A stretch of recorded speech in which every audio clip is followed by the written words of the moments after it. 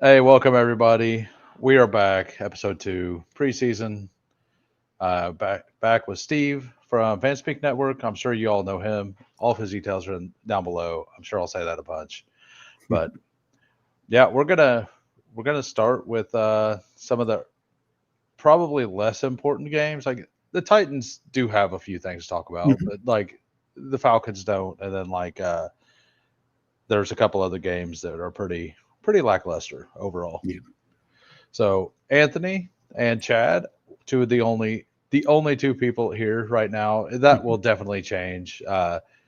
Badge Bros is about to end, so I'm sure that a few people will skate over here. So there was a lot of news today, um, which I'm sure we'll get into, and I'm sure I missed some of it because I've been doing other things half the day, and I got home and I'm like, whoa, all of this stuff. Yeah. All kinds of stuff happening. And welcome, Tim. All right, so we will go ahead and start, and we will start with the Titans versus Falcons.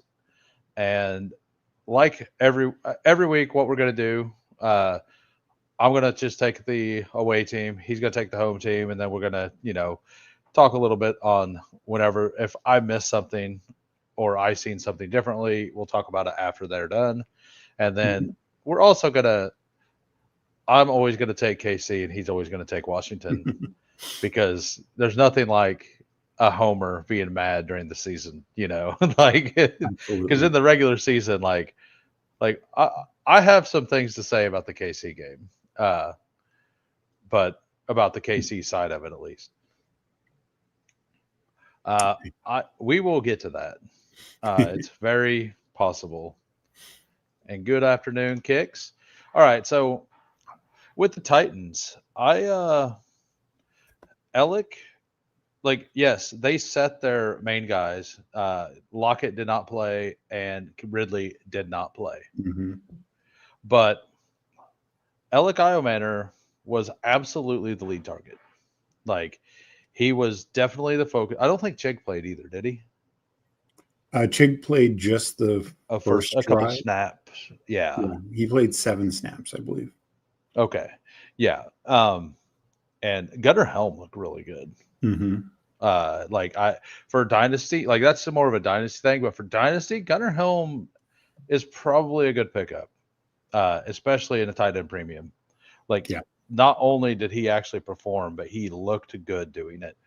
Uh, Prochet looked good too, like, hmm uh, which is a death nail maybe to Restrepo here, uh, because he's going to play the same spot Restrepo did. Yeah. Uh, but yeah, they didn't play Pollard. Obviously, Spears didn't play. He's still dealing with the leg or the hamstring leg. I forget what it is. Oh, it's a high ankle, Yeah. right? Uh, Mullins ran right into people again. We've seen that he used to be a linebacker in action. When the interception happened, he absolutely tracked down that DB, threw him straight to the ground. It was awesome. It's like, yeah, that like if nothing else, like Mullins is going to make the team on Oh, special yeah. teams. Special teams, he's going to be a demon. Yeah. So like I feel pretty okay about I started with a my first like 20 20-ish big board little boards. I had like 20% Mullins because I Hmm. thought like I was really into him, Yeah. and then it started looking like he was going to be a really late pick, so I died down. So like I have two war room teams with him on it. So like I'm invested a little bit, but like I don't think he's a great pick. Yeah. Like he's not a good pick. He's just got some hope. But as a football player, he was awesome. But yeah, like that's kind of like DK still returns. Like he's fine because he's going to be the returner. It looks like. Um, Restrepo looked fine whenever he got in. Yeah. The problem is that he came in after Prochet, hmm and Prochet looked fine as well. So I wonder how that's going to play out. And I think he looked fine enough that a wide receiver struggling team could at least look at him if he gets cut. Yeah. Maybe like like a lot of people are scared about this, how fast he was. But yeah, the one thing that happened is they absolutely targeted Io Manor. They made sure he got an end around or a wide receiver reverse. Like they wanted him to be in the game. So that's what I seen on the Titan side. Do you see anything else? Yeah, I mean, to me, running backs, like you said, I mean, Mullins, Chestnut, these guys Yeah. probably actually both make the team, would be my guess. But assuming Spears is healthy, they're not going to have any real fancy impact. Cam Ward, I thought he didn't get much help from his receivers. He only No. he completed 2 passes, one to the nice one to Io Manor, and then the one to Oliver. On the third, I think he was in for 3 drives. I think that was the third drive. They rested Chig definitely after the first quarter. I think it was maybe midway in the second drive. I don't think he came back in. So Helm did play a little with Cam Ward, but Yeah. didn't amount to anything. Helm looked very good with Brandon He Allen. did. He really did. And I will say, like, I think early on, I think Chig is fine, but this coaching staff historically last year, they did not give Chig the whole role. And this comes from the Cincinnati staff where they would rotate tight ends. They are very much a tight end rotation team, Cincinnati. So maybe Helm works his way in late in the year. But yeah, I don't really think he's draftable in any format right now. Yeah, and just a fun player for sure. This coaching staff, it took them a long time last year to really give Chig the role. So like he ended up getting it and looked good for a couple of weeks, but there was a lot of negativity between the staff and him for a while. So you never know. Like it could end up being that Helm does start late in the season, and the wide receiver. Let's be honest. Like Tyler Lockett's not an elite player anymore. No, they could just run a lot of 2 tight end sets. Like, well, and that's what I wonder, because so here's the interesting thing. Like, there's no doubt Io Manor was like a focal point, particularly with the starting offense. Him and Van Jefferson both started. DK started in the slot. But Io Manor is playing the Z role, which is historically Ridley's role. And also Lockett has played a lot of Z in his career with Seattle, but Ridley played the Z last year, with the Titans and this coaching staff. And that's how he started week 1 of the preseason for the couple snaps that he was in. So I was surprised they didn't move Io Manor at all to X to try and work him in that format, because then are you moving Ridley to X if you don't count on Van Jefferson, which I don't think anyone should. So I do just kind of wonder how that all plays out. Like, clearly they're trying to give Io Manor looks. He looked really nice on that one. And then he had a catch from Brandon Allen also for 7 yards or something like that. And he had the end around or the carry. But yeah, to me, I'm not going to draft a ton of Io Manor. I mean, yes, it's part of my pre-draft thing. I think he is the 4th wide receiver. My guess is him and Van Jefferson just kind of rotate into the 3 wide receiver for most of the year. And I just don't know how many targets he's going to get once you have Ridley and Lockett out on the field. So I think he's worth sprinkling in maybe some in the 18th round, but it's odd. I see him now going up. I've seen him in the 16th round sometimes, and I just feel like that's directionally a little too bold, in my opinion. I think the offense is going to run through Pollard, Ridley, Chig, and probably Lockett. Yeah, I mean, around 15, 16, 17, 18, like ADP doesn't matter as much. Like I can understand if you have Cam Ward and you're trying to backstack, you just need a guy, just pulling him up. Yeah. But just flat out drafting him there for no reason, like if you have a Saint or whatever, if there's a reason to do it, but just as from a talent thing, I agree. Yeah. Like if it's a roster thing, I think it's fine down there. And I mean, it is a way to get unique, to take like I'm not saying it's a smart thing, but if you hit on all 3, if it's like Io Manor, Coker, and Ollie Gordon or something, like that's going to be a combination that's very rare. Like if you're planning on doing something like that, then it could make sense. And whenever I see that happen, I usually look and see if they're just over their skis on the one player or if they're trying to get unique. Yeah. mental notes for how good drafters are.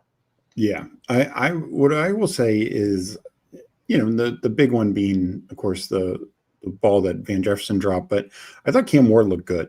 I know he only completed 2 balls, but I just see poise in him. I think he's going to hit the ground running.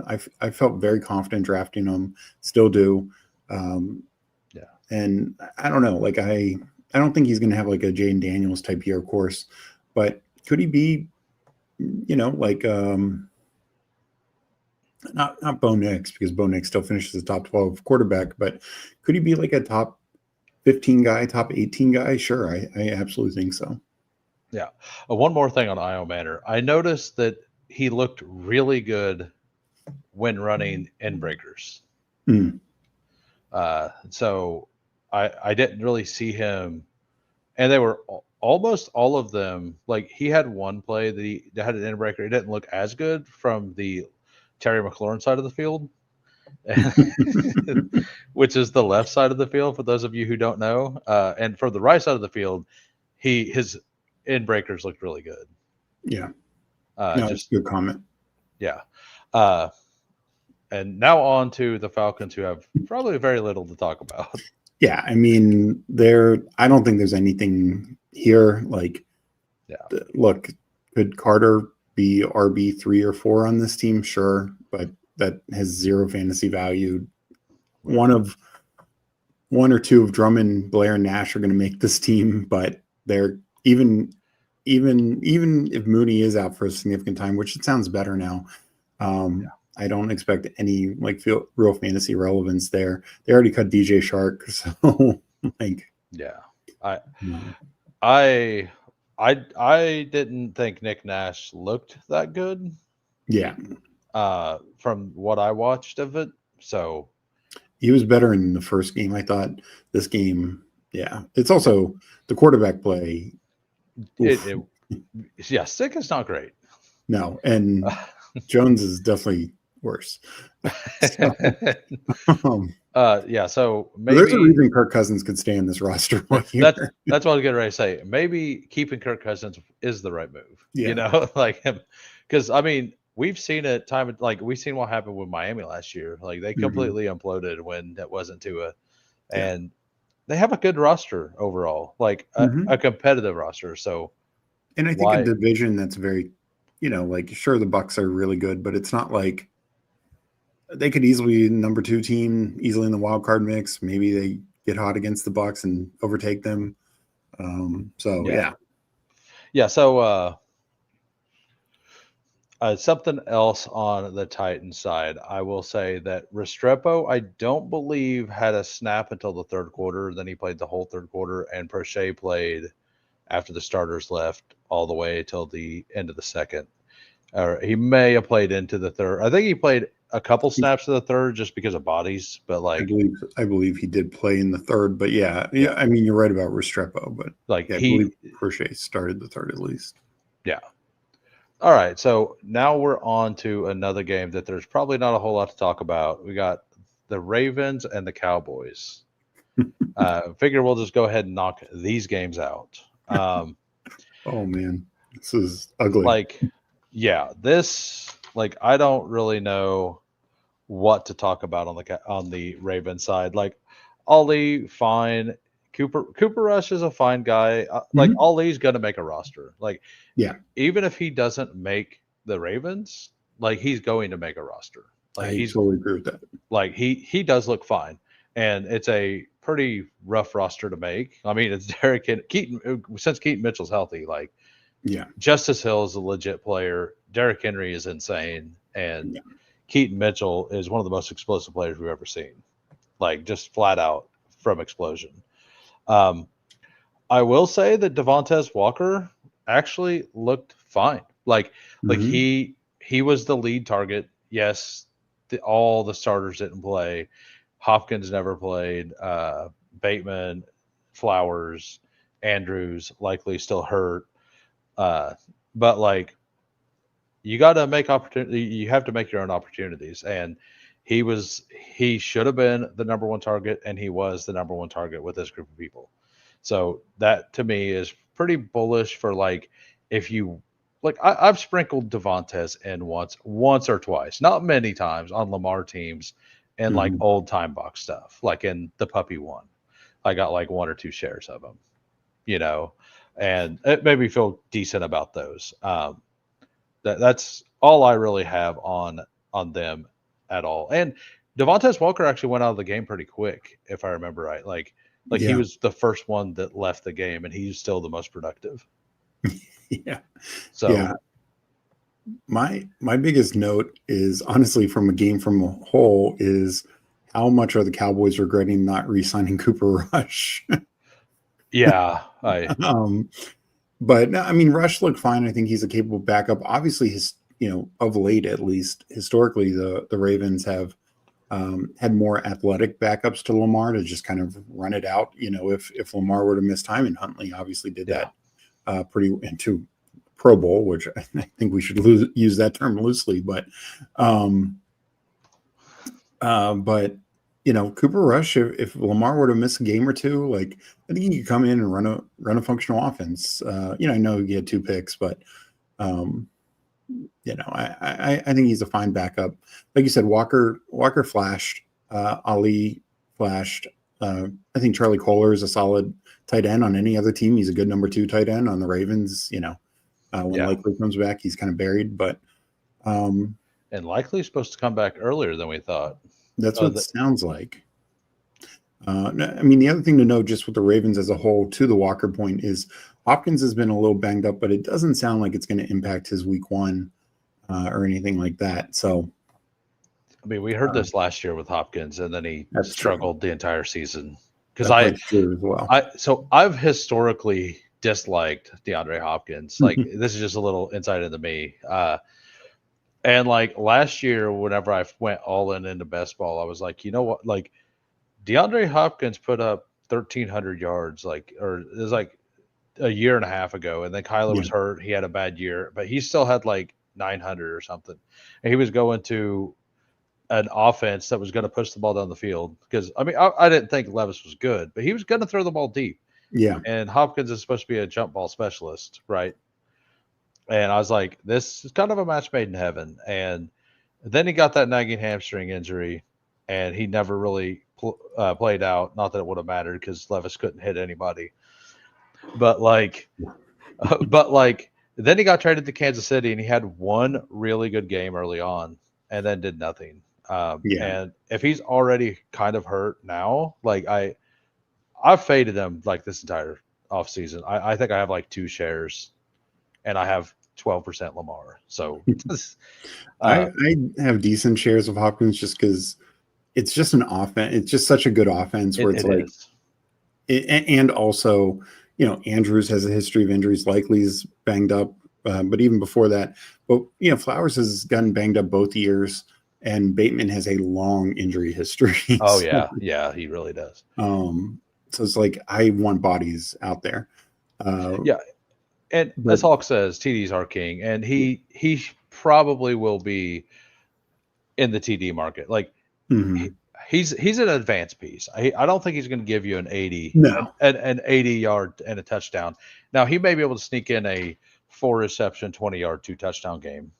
yeah, Like he may be agree. able to sneak that in. That is all I have. Like Miles Sanders looked not good. No, but I mean, And that's the other point. Like, so the Cowboys set all their starters. Everybody who was starting, mhm. Jaden Blue was hurt. But like Turpin once again sat, Tolbert once again Yeah, out there. yeah, And he stayed out there for a while. mhm. And Sanders was on the field probably because he's missed a bunch of practice. Yeah. I do think that But was probably a lot of it, but yeah, he still didn't look good when he was no, out there. That he had that fumbled pitch that was right to him. mhm. Like he bobbled it pretty bad. He might have. I can't remember if he fumbled it. I think he bobbled it and then got I don't. smoked. Yeah, I I think that's how it was. like it was wide open, but he spent so much time trying to catch it that he didn't beat the linebacker. But that's all I had on that game. On Yeah, I mean, Mingo is since gotten hurt, and he's gonna miss the season, I think, or at least significant time. Um, I don't think we have a lot of information yet on the Cowboys' running game, other than nobody's impressing, and also nobody's really healthy. Yeah. And I mean, my only real note is, yeah, Tolbert is probably more the 4, but I think he'll get a fair number of snaps. I mean, But they don't have a NFL running back, so they might yeah, as well use their 4 NFL receivers. yeah. You Well, know, like and also, as we talked before, like this is why Turpin should be in the backfield, because yeah, get your best playmakers out there. I Um, I took him on 2 of my slow bulldogs. nice. I'm in. Like I don't have, I've been in. yeah, I know. I don't have much Turpin. I've been taking him a little bit, seeing him sit these first 2 preseason games. But my biggest note is honestly, like, yes, they should have either kept Rush or Lance, Yeah. and not trade for Milton. And they need to just keep Dak in bubble wrap, because, in years past, Rush was able to keep, a couple years ago when Dak got hurt in that Tampa game week 1 and missed like the next 6 weeks, Rush kept them competitive. I think they went like 3-3 during that time or something like that. That ain't gonna happen with Joe Milton. Like, they're gonna be so bad. Right. And Coolers, talk about best ball for a minute. Like I do agree with that. That's why I have 2 or 3 shares of Hopkins. Yeah. Because I don't want 0 of Yeah. something I'm in on. Yeah, that's I do. I actually have more Devontae Walker because I think he offers the spike week upside. And Mhm. if usually by that point my roster is set for what I consider projectable points. All right, next game will be the Chiefs and Seahawks, and this game I think may have the most to talk about out of all the games. Very There's much, a there potentially, yeah. was a lot. So number one, Carson Steele starts the game. No Brashard Smith. Elijah Mitchell come in next. But like Mitchell looked bad to me. Like I didn't think he looked that good at all. And maybe that's just because I've been out on him anyway. But he didn't look good to me. Yeah, the offensive line didn't seem to really do great because they tried him on a outer zone and there was a cutback he missed. Or at least I thought there was. They tried a pitch to where he got just hammered by 3 guys into the backfield. That's not his fault, you know. But they pulled him quick. Like they gave him the carries early, and then they pulled him. Like, and they didn't play him anymore. And Carson Steele looked really not good in the short yardage stuff. So like all that does is like somebody said that Kareem Hunt came in for a play. No, I Hunt, I didn't believe, think he. missed the game. Pacheco had that Yeah, catch. yeah. Pacheco went in and like looked like old Pacheco. Yeah. Like like I'm happy I'm overweight Pacheco. Like I recently moved him above DeAndre Swift. I've been talking about that, and I feel very confident in that. Yeah. I still do. Like because I know Carson Steele's not good. If Brashard Smith's not going to make the team, then they literally have no competition. Like because that's the only person that could hurt Pacheco in my eyes. The biggest takeaway, so Jared Wiley started over Tunyon in this. No offense, set, but I've said for dynasty stuff, like Jared Wiley, somebody you probably want to keep your eye on. He was Didn't drafted the Noah third. Gray have a couple snaps? I thought Did he just he didn't get a have those target. I snaps? believe he got like the first couple snaps. I could be wrong on that, but I Maybe thought I saw him that's out there. so. Can I control find here? There he is. 7 snaps, 17%. Same as Juju Smith-Schuster. Okay, 7 snaps. Okay, so Yeah. I missed those, but uh Wiley was in on some of those, like because he was Yeah. in on Wiley was in with the quote unquote starters for sure as well. right. Yeah, because that catch he had was actually on like the third play. Mm-hmm. So if Kelsey goes down and they run 2 tight end, it's going to be Wiley. But for Dynasty, like he was a 3rd-round pick who got an ACL tear last year preseason, and they were like Kelsey was talking about pretty big. Brashard Smith, like we'll talk about him. He looked fine. He didn't look great. He looked fine. He didn't come in until the 3rd quarter for the most, like late second, but like he really didn't. He had a couple flash plays, and that's what you want. That's exactly why they want him. That's exactly what they need from him. Him having those flash plays. He did get credited with a fumble at the very end of the game.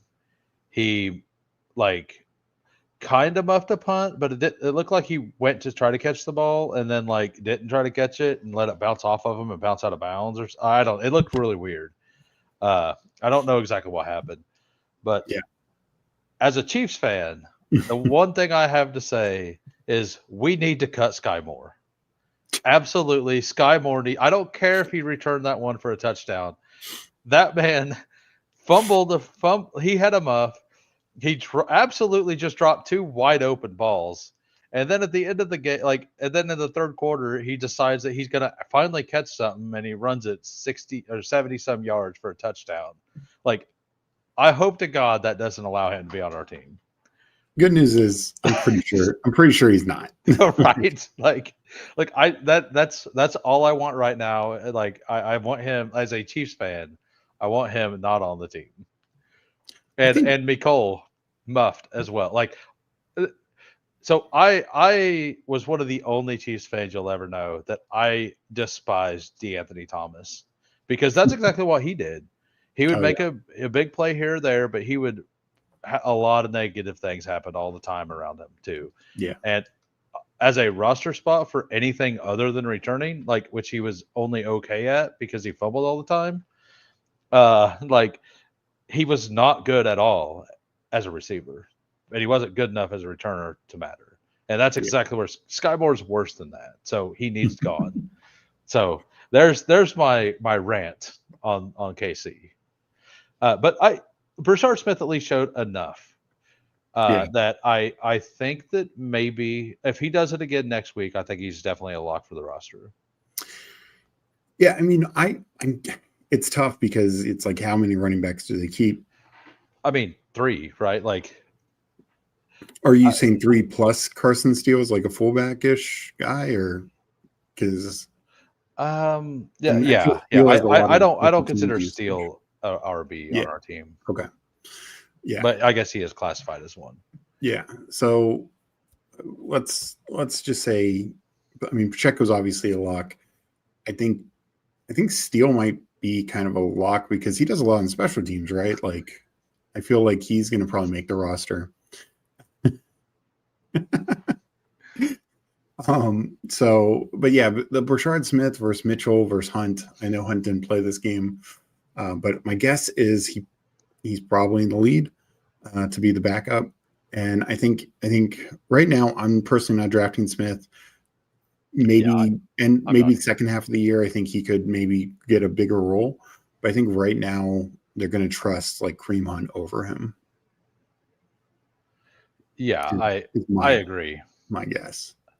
Yeah, and I honestly I was big on drafting Brashard Smith, but yeah, I don't think he's draftable anymore. Yeah, I moved him far enough down. Like I would much all the people we're going to talk about later are the people we need to be drafting, not anybody from this game. Not anybody from this team, at least. And I don't think on the other team either, but we'll talk about that. And yeah, so I mean, my other Chiefs notes are the people aren't gonna believe it, but I think Juju Smith-Schuster is the guy who's going to play the most when Rice is out, and going to be the most utilized in that role. This is one of the points I actually wanted to make, and I completely forgot about it. Like, so with the Rice suspension possibly happening after week 4, right? That's as positive as it could possibly be for Jalen Royals to have a chance as well.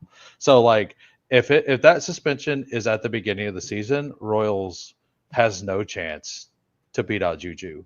Yeah. If it happens by week 4 or 5 or 6 or whatever happens later, the later it is, the better chance that it's Royals over Juju, and those Royals shares matter more. Yeah. Uh, I can agree with that. I still don't like the Royals stuff, like, Mhm. but like I can at least look at it and understand that it the bad news for the Rice bags is is better news for the Royals bags for people who Yeah. have both. So Yeah. So yeah, I think, and also, I don't think we've gotten a. I mean, you might know more, but like a clear timeline for when Hollywood's back. I think he might have practiced, Did he? Okay, good. or maybe I'll look it up real quick. Because I mean, it's clear Juju Smith-Schuster is being treated like a starter. Not to say that he fully is, but um, obviously just the way they've handled him these 2 preseason games. I think he's going to be out there filling in for whoever's injured or whoever's suspended. And maybe late in the year, and also he historically has his own injuries throughout every season, so maybe that's where like Jalen Royals could come in. But yeah, I'm not really taking Jalen Royals. Haven't really been since the big board, and I just don't really think Jalen Royals is draftable right now. Yeah, I agree. Yeah, Hollywood is either did or is supposed to return to practice today. Okay. I heard that like for 3 days ago, and I moved Hollywood up like 7-8 spots. Nice. All right, on to Seattle, who actually probably has more to talk about. I think they have a ton to talk about. Yeah, so, they do. Like, so first, I want to say, and I did write about Seattle, and I wrote about a couple of these teams. I did an article today on our Fanspeak Substack, and this was one of the ones I find to be the most interesting because lately we've been, as a fantasy, particularly basketball community, particularly since the Noah Fant thing, and I was doing as well, really moving up Elijah Arroyo, the Torrey Horton versus MVS debate that I've been on both sides of. yeah, me too. But the reality is, I don't know if any of those guys are going to be fantasy relevant this year. Maybe for a game here or there. But the first thing we need to note with Seattle is, so the starters did all play, and I think Sam Darnold's 11, I believe it was 11 snaps. Robbie Utes played 5 of those. It might have been 12. But Robbie Utes, he's a monster. Played 5 of those. Yeah. And we'll get to their running game in a second, which there's a lot to talk about there. Yeah. But if you have a fullback playing, and they didn't get in, there's of course no like 2-minute drill or anything like that. But if you have in neutral game rate, a fullback playing almost half the time, and for good reason, because he's awesome. That's going to kill like your third receiver. That's going to kill your pass catching tight end who's not fully starting. So to me, like from a passing game standpoint, I think it really highlights the targets are going to go to JSN and Cup, because you had 4 other receivers come into the game, and Torrey Horton was only out there in a heavy personnel with 3 tight ends. MVS got this is with Sam Darnold. He got like 2 or 3 snaps. Drake Young got 1, and Jake Bobo, the star of the game, Jake Bobo, had 1 or 2 snaps, and those were in like 11 personnel. So my guess is, since MVS was sat week 1, he is probably ahead in 11 personnel. But if they're going to rotate that kind of third wide receiver role, which they very well could, I don't really plan on drafting much more Horton or MVS going forward. And honestly, I'm going to be moving Elijah Arroyo down, just because AJ Barner, I think he only played 10 snaps and he was done. And not only was it just those 2 tight ends, but what's his name? Who's the third tight end they use? Saubert? Yeah. He was out there also with the starters. So even when they go 2 tight end, it's not always Arroyo. Now Arroyo was out there for more routes, or a couple routes, but yeah, I just, from the passing game side, I feel good about JSN and Cup.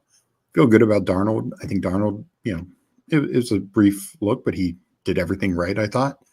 And also in terms of the whole benching for Milrow risk, Drew Lock looked good as a number 2.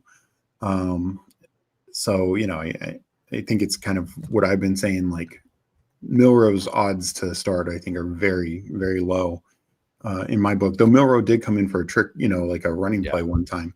And they did say that they're gonna have a package for him. Yeah, so, but it's just you're not going to get fantasy relevance from that, right? But onto the Seattle running game, I am going to be going forward getting a ton of Kenneth Walker and Zach Charbonnet because this running game looks awesome. How high are you going to put Kenneth Walker? Because I'm debating on putting him at the 3-4 turn, almost because the running backs are so scarce up there now. And with all the negative stuff we're going to talk about probably with Brees. So my only concern with Walker is the fact that he's not fully practicing, today. Well, just he hasn't been these last couple of weeks. He's been in and out practicing. Yeah. So that's the one holdback. If he was fully practicing, say just about any other starter, I would easily agree with you at the 3-4 turn. But we'll probably end up having him over Brees. I probably just have more mid 4th round. I mean, that's where I have. That's where I would have him, right? Because Brees is going to the 5th now. Yeah. So I've been last night and today I've been pulling him up in some drafts into the 4th round. And I mean, just across the board, it didn't matter what running back they put in. Charbonnet looked electric. George Holani looks. I mean, Cowboys should call Seattle and offer a pick for George Holani. Your guy Damian Martinez, who I was a big fan of, also he looked good. I mean, just across the board, anyone who touched the ball in the backfield was just running through Kansas City. And I understand a lot was against some backups and stuff like that, but I think I just want pieces of this, and I do think because Robbie Utes was only out there with Charbonnet. So they weren't, utilizing, and I think he's a weapon. I really think he's we're talking, Patrick Ricard, we're talking, Juszczyk. This guy can just make space for your running back. Yeah. I want to talk a little bit about Martinez. And the same thing basically applies to Giddens. And I put them in the same book last week. But both of them, you could tell that the speed of the game and they the lights got to him being in their first NFL game and he looked completely different this game. So much better. His all of his power, he never went down at first contact, rarely went down on second contact, which is exactly what I seen at Miami and why I was so heavy into him. And it didn't matter who a defensive tackle. It didn't matter. He ran through it. Looked really good. But Holani, he's got really good vision for the cutback. Oh God, yeah. No, I mean, and he's patient enough, but man, how fast he hits those holes is insane. He comes through those holes incredibly fast. Yeah. I don't it's almost as fast as CJ2K through the hole. He doesn't have the top speed, but getting through that hole, that's why CJ2K was so good, is because he would hit the hole at he would be all the way through the hole before anybody realized there was a hole. And Holani's kind of got that on him right now with the way he's seeing the field. No, and I think honestly this is one of the more interesting position battles because I think we just always thought, Damian Martinez would be the RB3 on this team. But does Seattle keep 4 backs? I mean, I guess they could. It'd be 5 with Utes. Well, and that's the thing. It's not this is not the Chiefs situation where Steele's a halfback / fullback. Holani and Martinez have both been playing on special teams though too. Yeah, with the ones. So So maybe they do, but that's like worst case scenario for Martinez is if they keep all the backs. Yeah. Like I think one of them needs to be shipped or like a 7th round pick or something for one of them. Oh, see, I Like mean, Helani was an undrafted guy, and Martinez was a seventh rounder. If yeah, anyone offers him a seventh rounder, I think Seattle would be at least interested. So right. Yeah, they have the depth.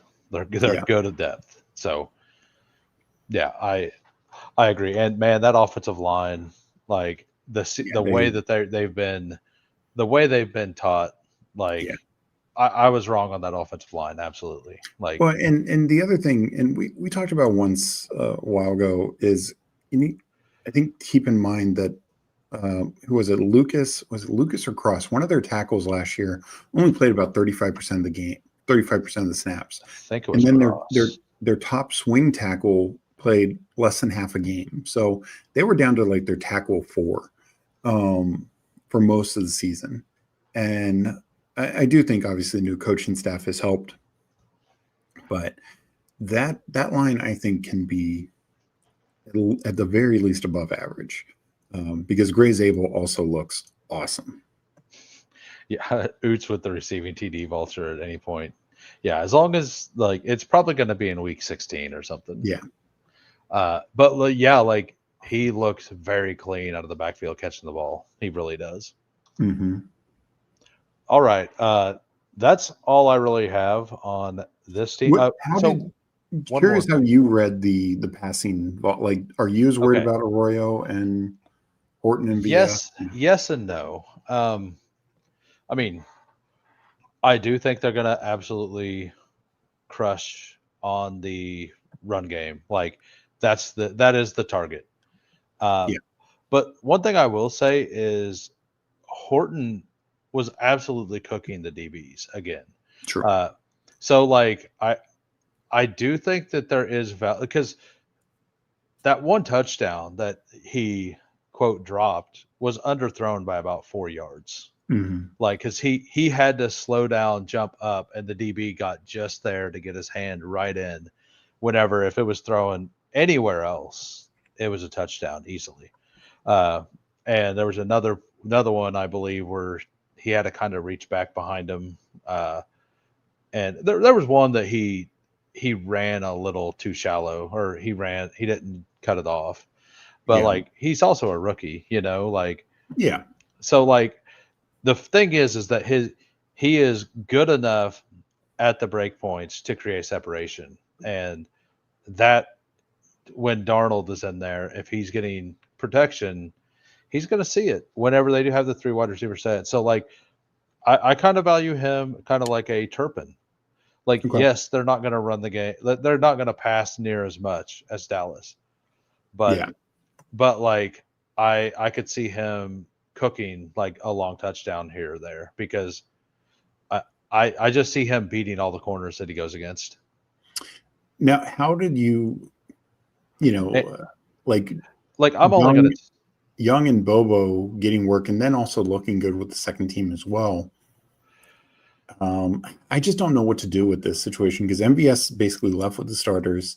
yeah. He played maybe one or two snaps with Drew Lock.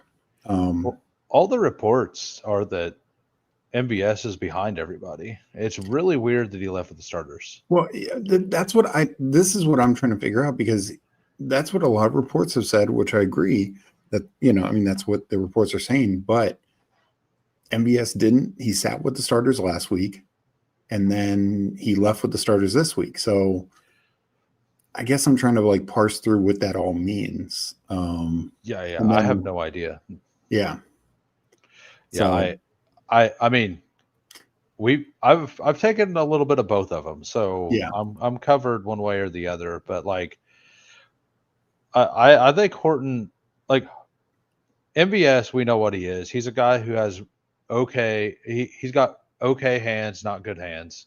Mm, Uh, he can get deep and catch a 60-yard touchdown here and yeah. there. And he's a spike week guy. And that's kind of all I was ever playing it as, not as a Mhm. volume play as a second wide receiver on this offense.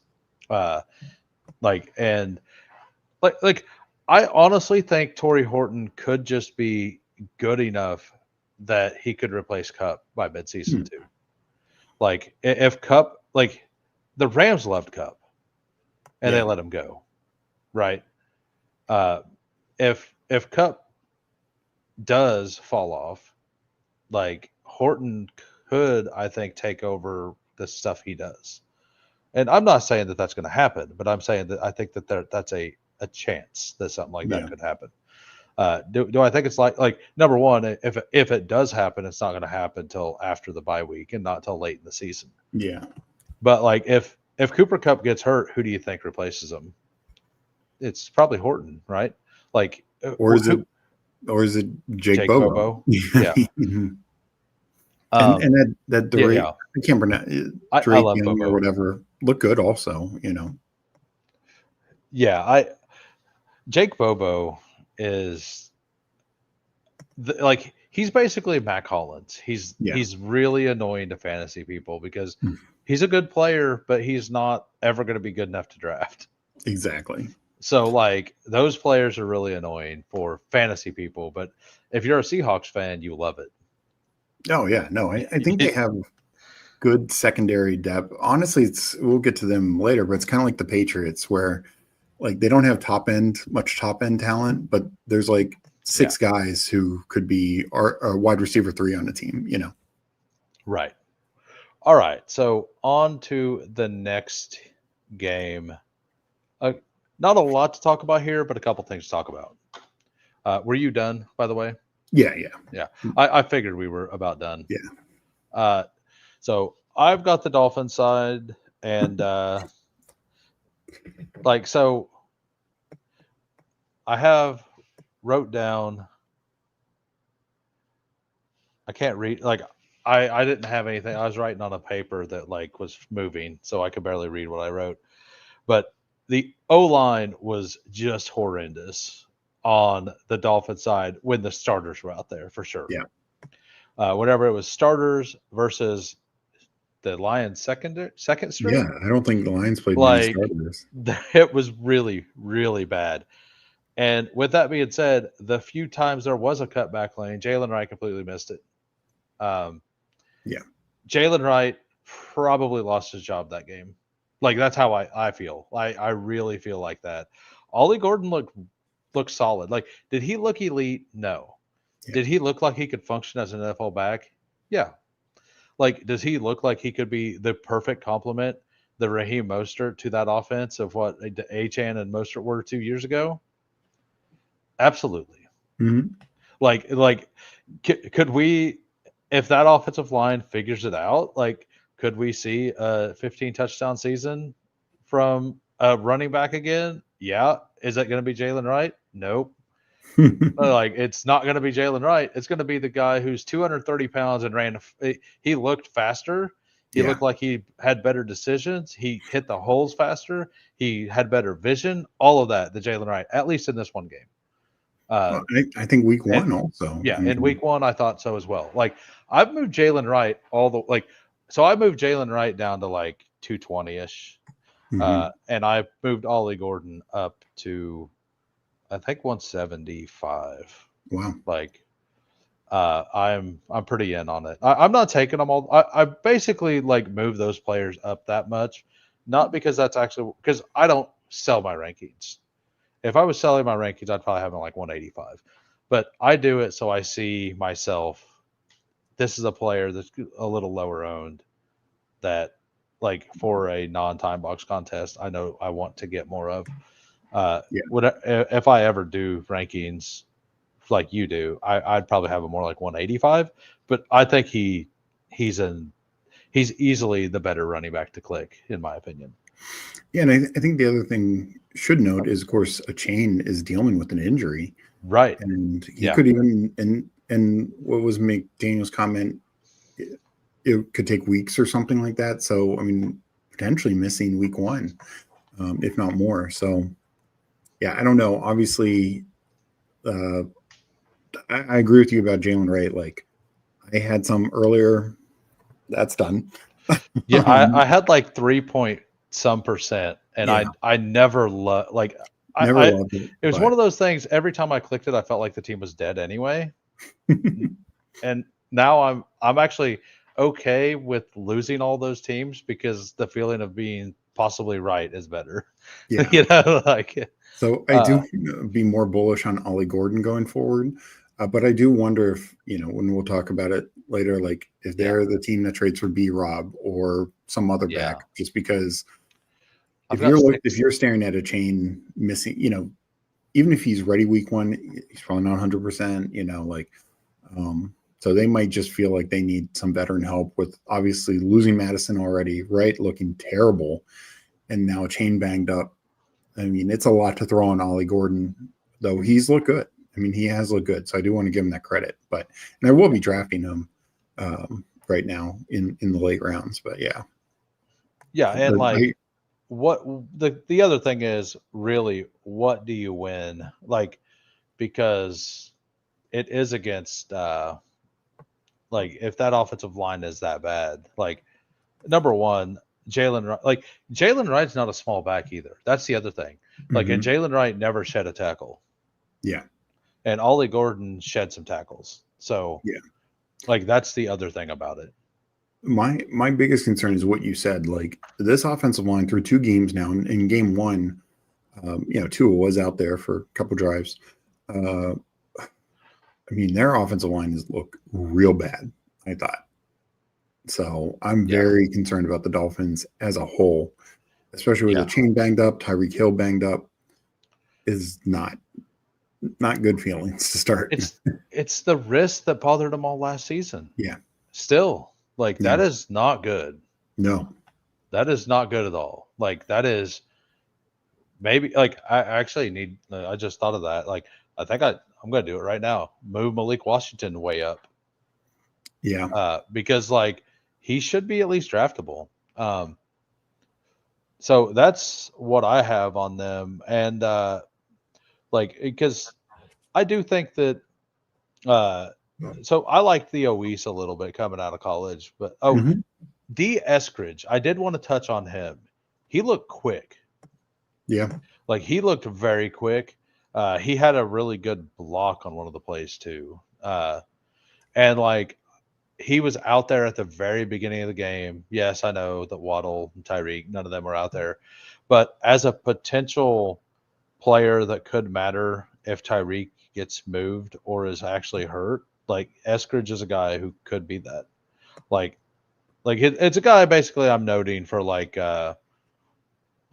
showdown slates, know, like for a showdown slate, like D. Eskridge, if Waddle or Tyreek is out, he could be a $800 guy who does something, kind of. That's fair. So, all right, on to the Lions. Ooh. Yeah, I mean, no real starter, no starters or even anyone to really contribute. I mean, I think Vaki and Craig Reynolds are kind of battling for a spot. Vaki looked good. I think Hendon Hooker is a really bad quarterback, so they could be another team looking for a quarterback. They brought in Teddy Bridgewater before just to ensure in Hooker, and Kyle Allen definitely outplayed him, but I don't know if you want to go to your season with Kyle Allen as your backup. I mean, I think the big thing is, of course, Tesla, but it's just so tough because the Lions not only resting ASB and JMO, but they rested again both Tim Patrick and Khalif Raymond. So like Tesla looks good and has a great contested catch for a touchdown. It wasn't the greatest route, but it was a great contested catch. That's kind of how all of his have been. Like, man, the announcers, I don't know. I think it was a Lions local, but like he was just talking about how his awareness is off the charts is exactly what he said, and it's like he turned exactly where the ball's supposed to be, and it was there, and his hands were like he ran the route like a real receiver. It wasn't like somebody we're going to talk about in a little bit, Mike Tinsley, but that's probably the next. I figure we might as well just get that out of the way next. By the way, because it's going to bleed into all the So, I conversations. mean, Tesla's, I think, battling, but I just don't know how many like fantasy relevant snaps he's going to get, particularly early in the year. Maybe late in the year, he can totally outplay Tim Patrick and Khalif Raymond, but I don't know. I've taken him a handful of times in the 18th, but I'm not going to be like overweight on those bags. Yeah, because what did like their wide receiver 3 didn't do a whole lot last year, and people like, well, they didn't have one. Tim Patrick's a solid receiver. He's not great. Like they're exactly like the Shanahan tree where they hyper target their wide receivers. They only that's what they've done. Well, it's also like similar to Shanahan, like when you have a tight end who's heavily involved and a running back who's heavily involved. Right. There's just not a lot to go around to a wide receiver 3. Yeah. Yeah, exactly. And yeah, I could definitely see that. And like I actually wonder if they're going to do some more pony personnel over there.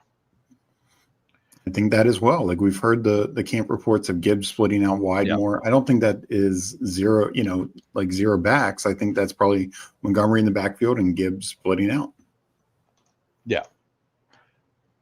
Yeah, that's pretty much all I had to touch on too was just Tesla. Like he's really good at contest catches. And he runs the routes right. He's making the right reads and stuff. Yeah. So I mean, long term, I think he's showing a lot of promise, but I just not really expecting much fantasy wise unless there's a major injury in front of him. All right. Now to the game everybody's probably waiting for. That's the Bengals Commanders game. I'll start with the boring side, which is still has some stuff to talk about. Taj Brooks got 15 touches, I think.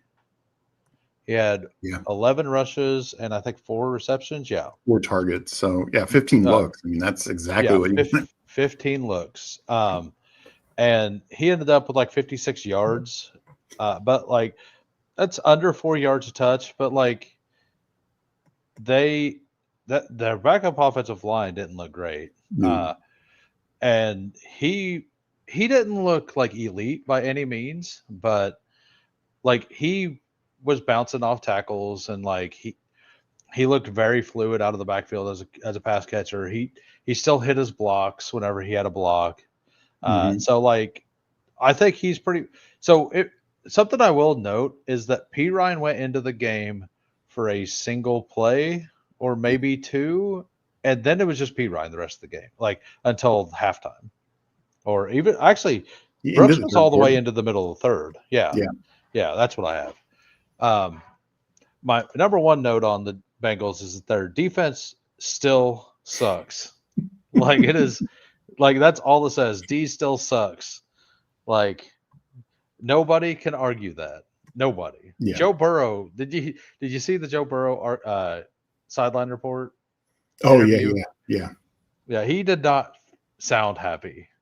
No, he does not. He knows that it's just another season of mediocrity, I think already. Like that doesn't mean he's going to be mediocre. No. but like, in fact, I mean, he's always going to be playing from behind. Like,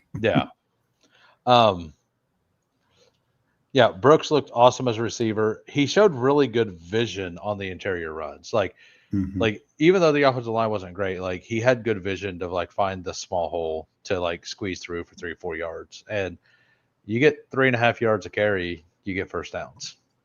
Yeah. So, and,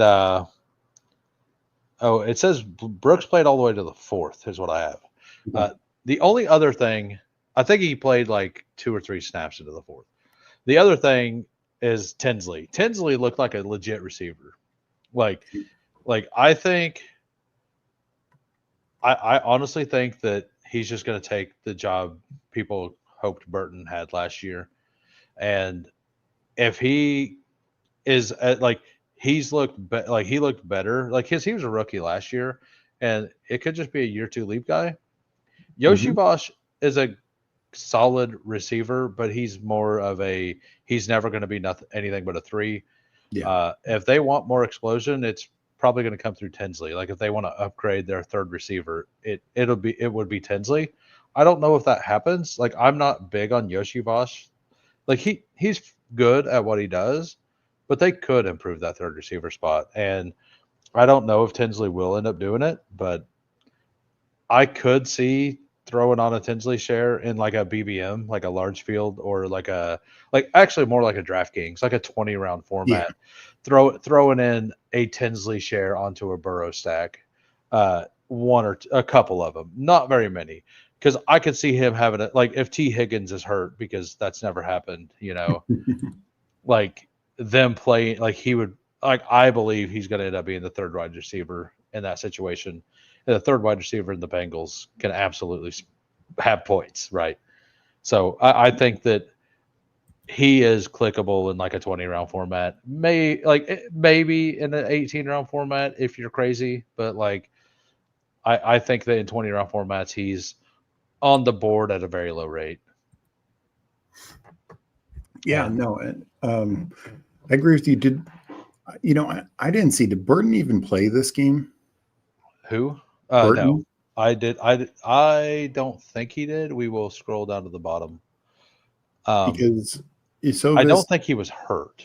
Oh, that's what I was wondering because Isovis and Charlie Jones are both out there and both working with Burrow, and then Charlie Jones some more beyond. Do you think they designed the whole game plan around him and he didn't make the flight? That's possible. Yeah, I mean, it doesn't look like he played. I didn't know. Yeah, I don't see his name.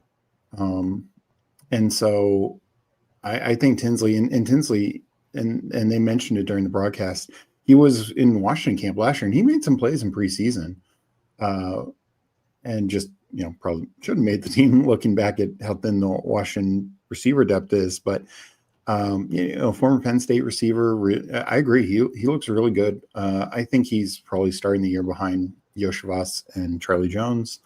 Those two guys look, and that's what they did week one of the preseason with Burrow. They've rotated in as the third receiver. But yeah, Tinsley I think is going to outplay Burton if he's looking like that. If he looks anything like that during practice, which Burrow spoke highly of him. Then yeah, I could see him absolutely dusting Burton. Okay, I just looked it up. Cincinnati Bengals receiver wasn't at Sunday's practice. It's an undisclosed injury. Okay, so maybe there is an injury there, but okay. Yeah, it is interesting. I generally agree with you. I thought Taj Brooks looked good. It was very weird that the Bengals, their starters sat really quickly, but then they kept Burrow out there. That I thought was not smart, but because he took a couple of bad sacks, but yeah, he did running around like crazy. Yeah, I'm glad to know Burrow is okay because I have quite a lot of Burrow. And yeah, so I guess going to the Washington side, the starters played 4 plays, and so you can't really, I don't think, take a lot from that in terms of, I mean, Jaden Daniels didn't even attempt to pass. Right. But you think they would have went? You think they would have went a second drive if Jaden didn't like initiate contact? Maybe. I mean, all along, like the beat reporters would say they're playing a little bit. Like they wouldn't even say like a full quarter. So I think if it was like a 3 and out, maybe they get a second drive. But they move the ball, and yeah, Jaden did get hit on his way to the end zone, but he looks the same. Yeah, Debo with the run. Debo looked like old Debo. Yeah, like I'm glad that I stopped being afraid, and I'm at like 5.5, 6%. Like I feel a lot better than I would have when I was at like 2%. Yeah, like yeah, he looks good.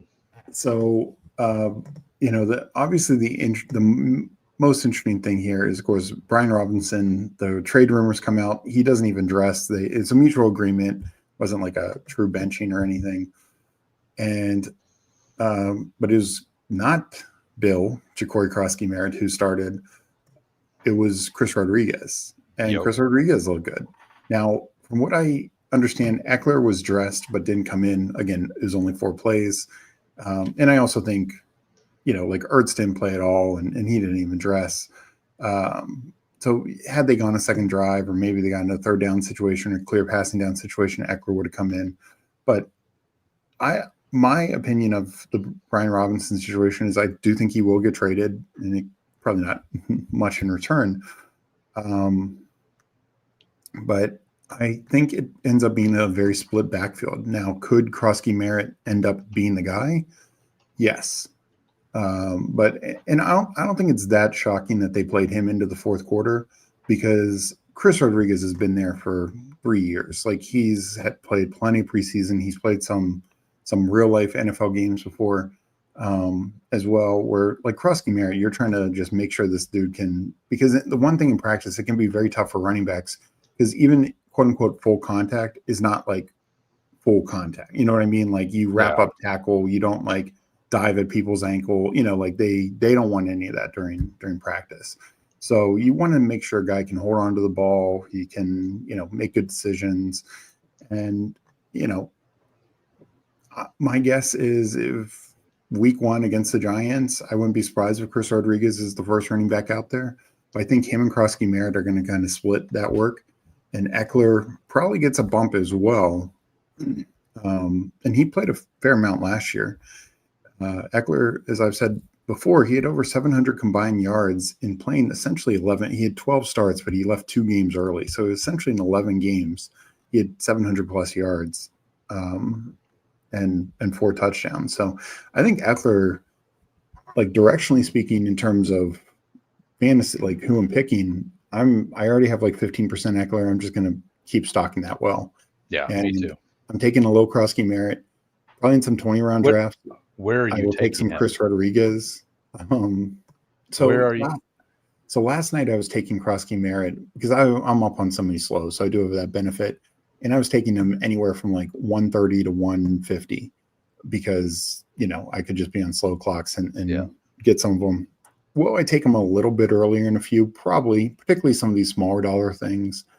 But he's not somebody that I'm chasing up into the top 100 or anything like that, because I do think it ends up being a bit of a split. Like, I think this situation is, maybe roughly the probably better guys, like kind of Denver last year that kind of had 3 backs getting utilized. But nobody having like massive fantasy relevance. So that's kind of my concern on it. And that's why I still think Eckler in the 150s, 160s. I mean, at one point he was going in the 170s. I think that is where I want to go.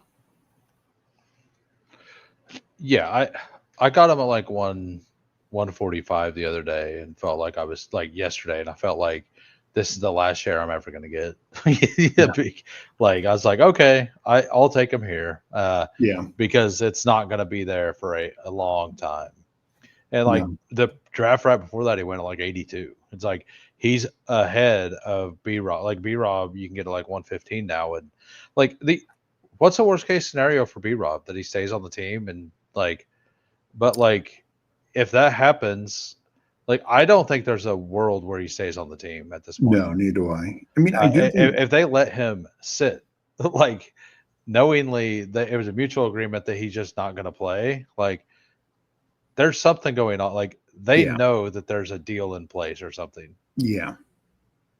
I mean, I think one rumored 24th overall. Oh my Lord. One rumored place for B-Rob people don't talk about a lot is San Francisco, because every running back is hurt in San Francisco behind McCaffrey. And that's probably not a great landing spot for him if McCaffrey stays healthy. Like it's one thing to get Garendo in the 150s, 160s, 170s as a backup to McCaffrey. It's quite another to pay 115 for your backup to McCaffrey. But no, I agree. There are definitely places where B-Rob would have a positive outlook, like, Texans, Miami.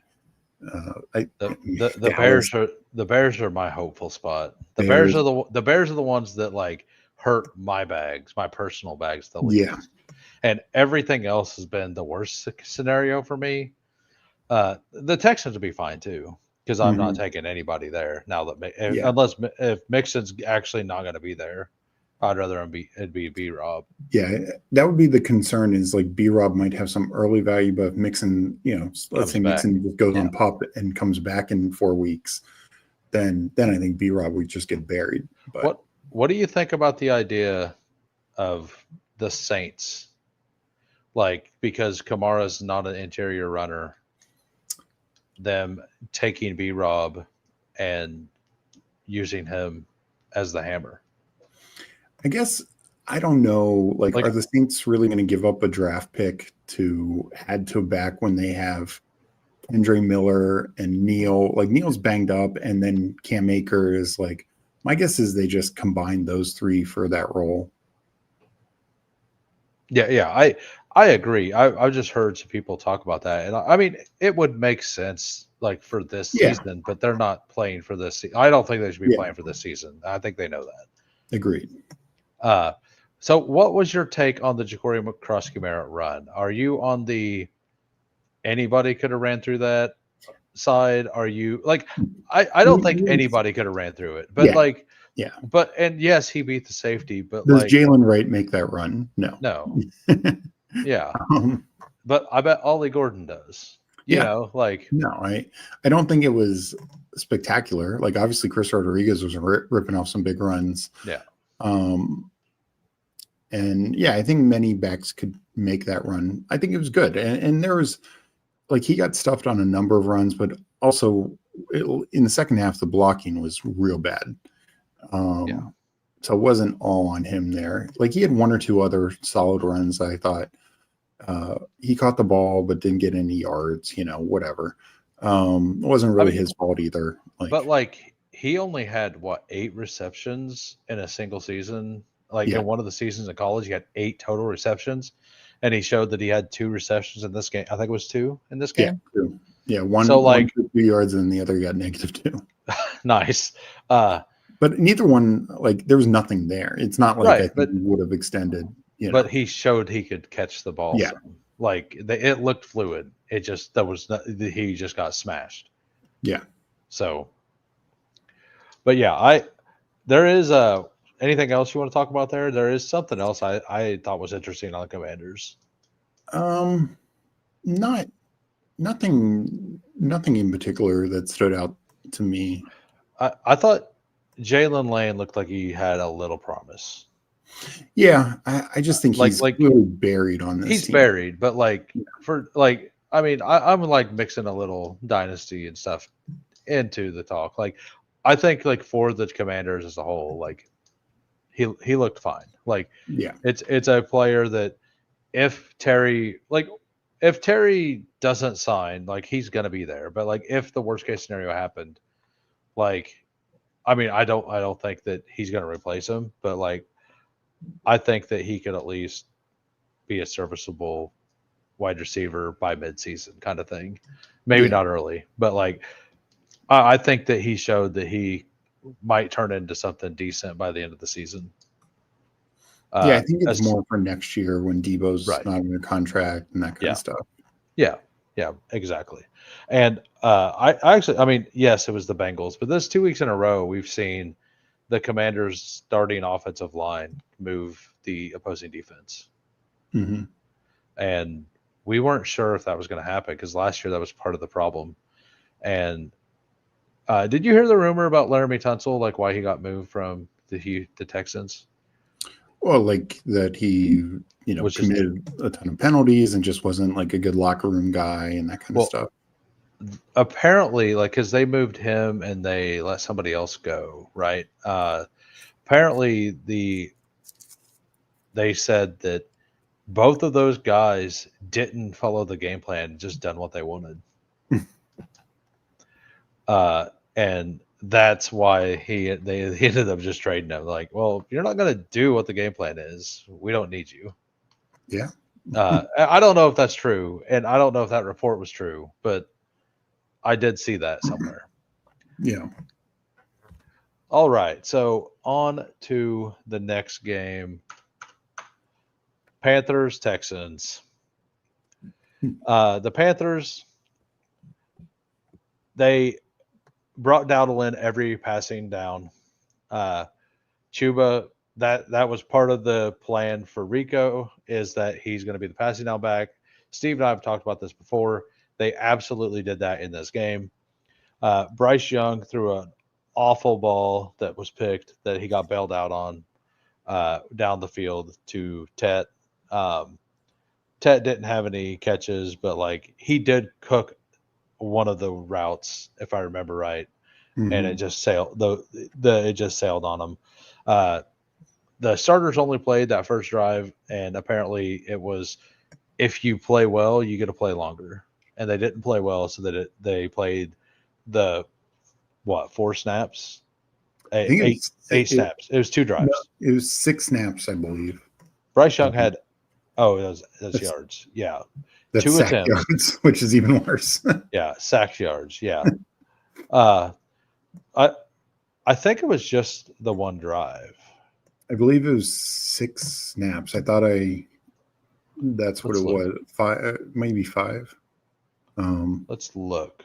Oh, play percentage. Is that total snaps there? The whole number, yeah. 7. Okay. 7. Okay. 7 snaps for Bryce Young, so that would have been 2 drives.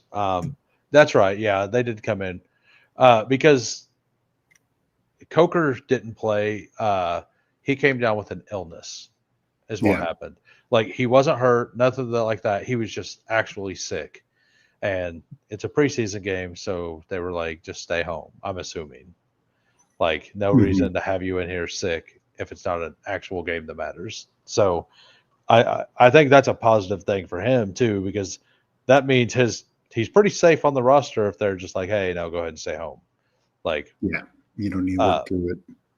Right. Jimmy Horn, I know a lot of people love him, but he did not come in until very late in the game. So if you're drafting Jimmy Horn, I would probably he came in after Hunter Renfrow, right? Yeah, he came in at, I don't know if he came in until at least late third. I think that's what I remember. As far as I recall. But yeah, I didn't have a whole lot to say on them. There wasn't really much to talk about. Their starting offense didn't look that good. The reason their starting offense didn't look that good is because the Texans played their starters, and that defense is still insane. Yeah. Like, that defensive line is insanely good. Like, they are absolutely ludicrous. They are going to wreck everybody this year. I don't really put that as a negative on the Panthers as an offense. But Tet did absolutely cook Stingley on the route to that because he was out there with Dalton on a pass. At least one more drive, yeah. And he crushed Stingley on that route, and Dalton sailed the ball by like 8 to 10 yards on him. And it was a touchdown. It was like a 50, 60-yard touchdown, like guaranteed. Yeah.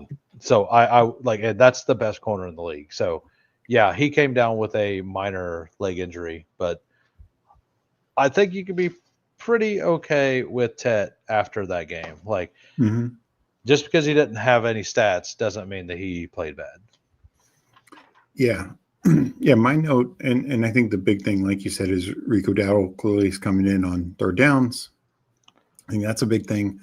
I think, yes, Leggett was back out there with the starters. No Coker, but Leggett would have probably gotten another shot at it regardless, maybe mixed in with Coker. It's tough to say because it was 7 snaps, so little with the starters. Leggett and T-Mac did continue to play, like Thielen, and I believe JT Sanders left with Bryce Young, if I'm not mistaken. Yeah, I think that's notable. Hunter Renfrow played, but clearly with the 2s. Jimmy Horn was like 2s and 3s. I never bought the Renfrow or Horn hype. Yeah. Like, it just never made sense. Coker was awesome last year. Yeah, and so was Thielen, and you have T-Mac, and they're going to clearly give Leggett chances. So yeah, I think Renfrow is probably making the team. Maybe Jimmy Horn also. I don't know about that, but I just don't think they're going to get any sort of real work. One thing I missed, ETN actually looked faster, getting to the hole a little faster Yeah. in this game. Yeah, he played late, but I always profiled him as a receiving back like his brother. Mhm. And if Dowdle goes down, like I think he would easily just take over that third down role, Yeah. like No. straight up. No. I think they drafted him for a reason. Yeah. I think Yeah, he's probably ahead of Blackshear as the number 3 back and all that. Yeah. yeah. He looked better than week 1. He didn't look He good at all. No, but he actually kind of flashed this week. So and like Martinez did that, Giddens did that, he did that. That's expected. Some. What another thing about a bunch of those rookies because you were talking about Krusky Merritt playing into the third. Something I noticed is that most of the rookies last Yeah. week that aren't absolute lock starters like Tet, almost every one of them played all the way into the third. Yeah. Like, and we're about to talk about one of them, Jaden Higgins, played into the Mhm. third, and that surprised the hell out of me. Yeah. And I think that's one of those things, and we'll talk about that more with Yeah, well, like yeah, in some other games as well. But I do think that is something to keep in mind. Like you said, outside of a handful of rookies who were, quickly out with the starters, most rookies played longer than other clear starters. yeah. All right, yeah. I was just going to touch on that real quick, and I am done with my side of the Panthers. Yeah. So I mean the Texans I thought were interesting. We still, I don't think, have a good idea of how the backfield is going to split. I mean, Pierce sat, right? Yeah. So that's intriguing, but Stroud was out there. So, um, So they're on that. Like Chubb is learning the offense, yeah, but it is a new OC and everything too. So like, does that apply either? I know. So That's like, what's tough to there's get a levels feel there, on. right? Yeah. That's what's really tough to get a feel on. I mean, Nick Chubb looked fine, I thought. He started, but Pierce sat, and Woody Marks played late. He actually ran better than I thought Woody Marks could run, but it was later in the game. I think the interesting thing, Stroud, I think looked good. I think the most interesting thing is, of course, the split with the receivers, because it was, maybe Houston is just profiling to have a package with all Iowa State receivers with Hutchinson and Higgins and Knoll, but Hutchinson played more snaps with the starters than Higgins or Knoll, who both got a couple snaps with the starters. But yeah, it's Nico and Kirk, who, obviously directionally we should be drafting. I still think Higgins is fine. Like in their depth chart, in the camp reports, we're Yeah. hearing a lot of good things about Higgins. So I think Higgins is going to be fine. It was probably something, of course they trade Mechie like right after this game. So Hutchinson's, I'm sure, making the team, because I think earlier in camp, I think people thought Mechie was ahead of him and Hutchinson probably could be on the way out.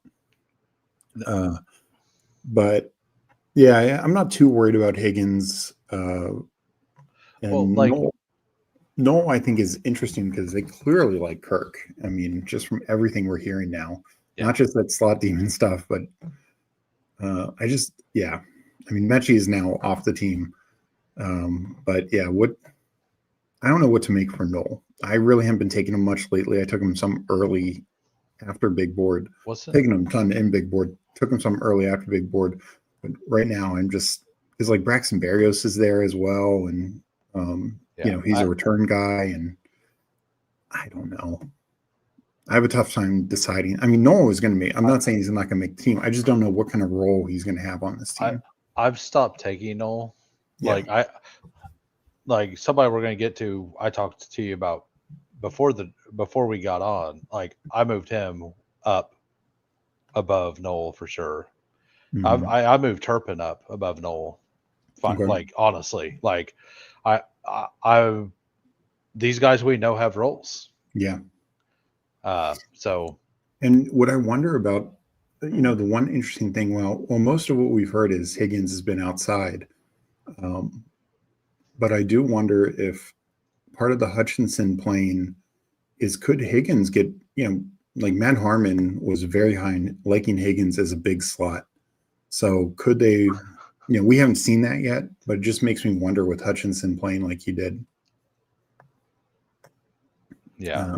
What that means. But overall, I'm not really worried on Higgins, but I am worried about Noel. Yeah, and I think part of the reason that they played Higgins so long as well is I think they wanted to try him in the Nico Collins role. Yeah. And because if Nico comes out with a hamstring injury, he's the only one on the team that can fill that role. Mm-hmm. Right. So I think we'll see it next week too.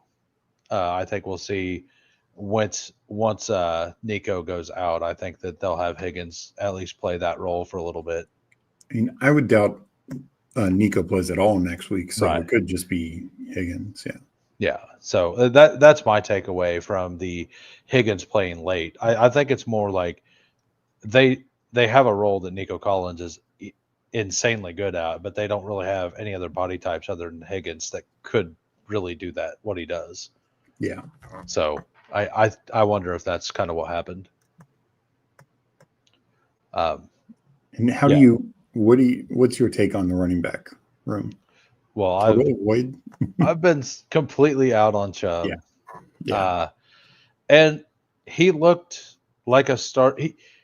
To me, he looked exactly like Kareem Hunt did last year in Kansas City. He didn't look good. He looked like he could at least get the stuff that was blocked for him. Mm-hmm. He's a seasoned pro. He sees the holes. He doesn't hit them hard anymore. But if it's blocked for him, he can get the yards. Yeah. But he's also not really played for a while, so it could come back. And I could be wrong. Woody Marks looked better than I thought as well. My take is that they need B-Rob. I agree. Like that's my take is of all the teams, if Mixon is actually going to be out for a while, they need B-Rob probably more than any other team out there. Yeah. Agreed. So that's my takeaway. And if they don't, I think it's Dameon Pierce that will be their one chance to get something. Or like maybe they're George Holani would look really good over there. He would. Or Martinez. Martinez would be perfect over there. Like either one of those two, like Texans, pick up the phone, call, get one of those two. Yeah. Like for real. I have a question. If that John Mechie trade, instead of I can't remember, Harrison Bryant tight end, if it had been for AJ Dillon, would you? I think I'd be in on it. I think Gritty would be running laps. Oh man, he would absolutely be. I think it was Gritty that was really big on him, right? He's got big Sharon Dillon. It's Gritty, and there's one other person that's really big on him. I don't recall. I'm going to say that who I like chatting with you guys. Always seen call him the energy is smooth, not like other streams where the hosts want to argue or want to be right about everything.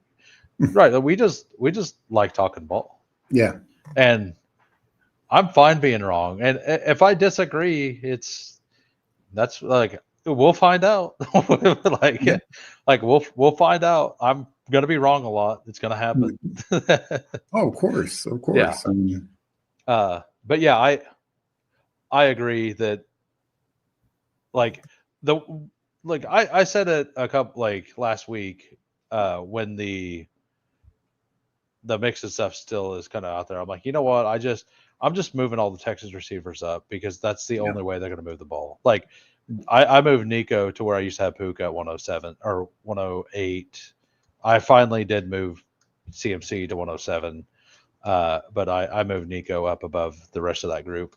And it's been back and forth for me all off season. Like it was actually Nico at 107 a long time ago whenever I had CMC behind Puka and Nico.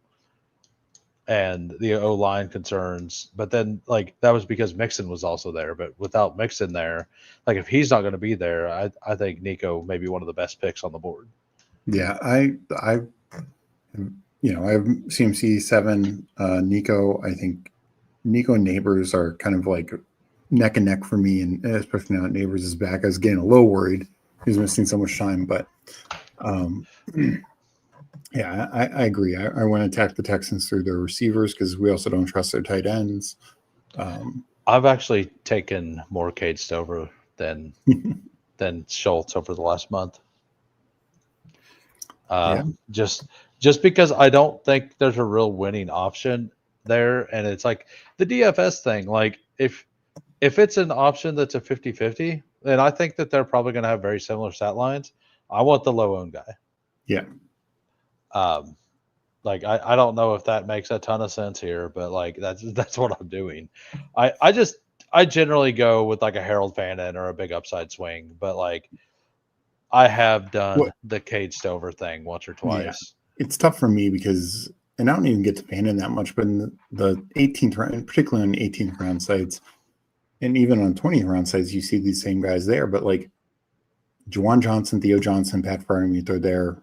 At least two of them are almost always there, and it's like those guys are. Yeah, Pat Freiermuth could be a top 10 tight end, or has been a top 10 tight end. I don't think he will be this year, but not going to shock me if he's top 15. Yeah. All right. On to the. You done here? I think we're done. On to the Packers and Colts. Marshawn Lloyd looked fine, and then he got hurt again. Yeah. You know, like I moved him all the way up to like 180-ish, and I started taking him a bunch. I took him in one of my Bulldogs. He could still come back and be fine. Like it's a minor injury, but it's the repeated offenses. like you can just envision that happening exactly like it did last year. Like it's just a repeat of Kendre Miller, possibly, right? Yeah. Like that's how it feels. He did look fine when he was in there, though. The only other thing I have is that on the Packers, because there wasn't a whole lot to talk about, is that Golden set. Most everybody played that was healthy, and they let Golden set with the starters. I think Dobbs sat as well. But like they can't afford to lose any more receivers. No. But while we're on that, what's your take on Christian Watson supposedly being ready week 5? For best ball, it's like not great, but like I picked him up in a dynasty league. It's like because he was on the free agent wire, you know, like I was like, oh, I guess, like I have a roster spot. I guess my thing is he's just, I mean, like Marshawn, like he's just always injured, you know, and it's like, even if he's back, is there a ramp up period then? Is there, I don't know. I know there've been some positive reports, but color me very skeptical. And even still, like you still have to get, you know, unless they move somebody, I think Golden, Reed, Dubs, you know, I don't know about, you know, where the team views Wicks, and he's banged up. This is a true statement right here. The Packers are in trouble. Malik Willis, healthy. That's 2 games. He's not looked good at all. He looked incredibly bad. Like that's the team that needs to call for Trey Lance. Yeah. I mean, like if there's a team out there that should be calling about Trey Lance, it's probably them. Yeah. No, I agree. And the only other thing I'll say about the Packers is, and kind of one of the reasons I was low on Lloyd to begin with, not just the multiple injuries, but Wilson looks good every time he touches the football. Going back to last year, he just looks good. So I know Lloyd had the nice catch and everything, but I don't know. It's kind of weird that Brooks had the carry before him. Yeah. And then and then it became Wilson the whole time, right? Yeah, Like because Brooks got in before Lloyd, I believe, and then Lloyd was I in think you for a might be right. while, and then Lloyd and then they kind of mixed. Like they kind of just bounced back and forth between Marshawn Lloyd and but like Brooks got in first, and then they kind of bounced back and forth between Lloyd and Wilson. Yeah, And like Lloyd popped a little, Eugene Wilson popped a little bit. Eugene Wilson's probably like might be worth clicking and like I think like in the 20 round formats. I yeah. I I don't took him think into some big board because of that. yeah, yeah. All right, on to Indy. Big news today out of Indy. And I can't believe the wording they used on that. What about the long leash for? Well, didn't they basically say it's for the entire season? They said we believe that is true. I can't remember what the exact wording is, but like the follow up question was how long of a leash does he have, or something like that. If you want to look it up, because I'm just going off memory right now. Here we go. I brought it up on Coach Speak. Okay. Okay. On how long of a leash Jones will have, quote, look, he's our starting quarterback for the season. I don't want to have a quick leash on that. I feel confident about his abilities. Yeah. Yeah. I mean, it's one of those things like, what's the coach going to say? Like Yeah. you ask Brian Dable right now, he says the same thing about Russell Wilson. I believe some of it's true, but at the same time, he's also got to be like, oh, Jackson Dart looks good. Like, Yeah. But I generally agree. I don't think they did it. I don't think this is going to go week to week. I think Daniel Jones will get a good run before, he would get pulled for Richardson. And it is interesting because Richardson looked fine in this game. We'll get to that in a second. Yeah. I thought Daniel Jones looked good as well. So, I don't know how much that played into it. Richardson getting banged up in the first one, missing the sack, and he did take a sack in this game as well. He had two really nice passes. That one down the field to was it Doolin? Was it Doolin that deep ball? Yeah. Or Yeah, the one that was right over the shoulder. yeah, No, that was Robbie Gould. that was Robbie or Anthony Gold. That's it. Or Yeah. Anthony. It's not Robbie. Oh, Robbie is the bear. Yeah, that's Anthony Yeah. Gould. Yeah. So he had a couple nice passes, but I think Daniel Jones played well. And I don't know if that's true. It says Gold had long of 12. So Doolin had 18. Had an 18-yard catch. Yeah. I thought it was. Oh, was that brought back on a penalty? Is that what happened? Well, do you want to scroll down to the play-by-play? Because I'm now trying to remember. I watched this a couple days ago. And now I'm trying to remember. Is that was in the Anthony Richardson quarter, right? Yeah, I believe. So.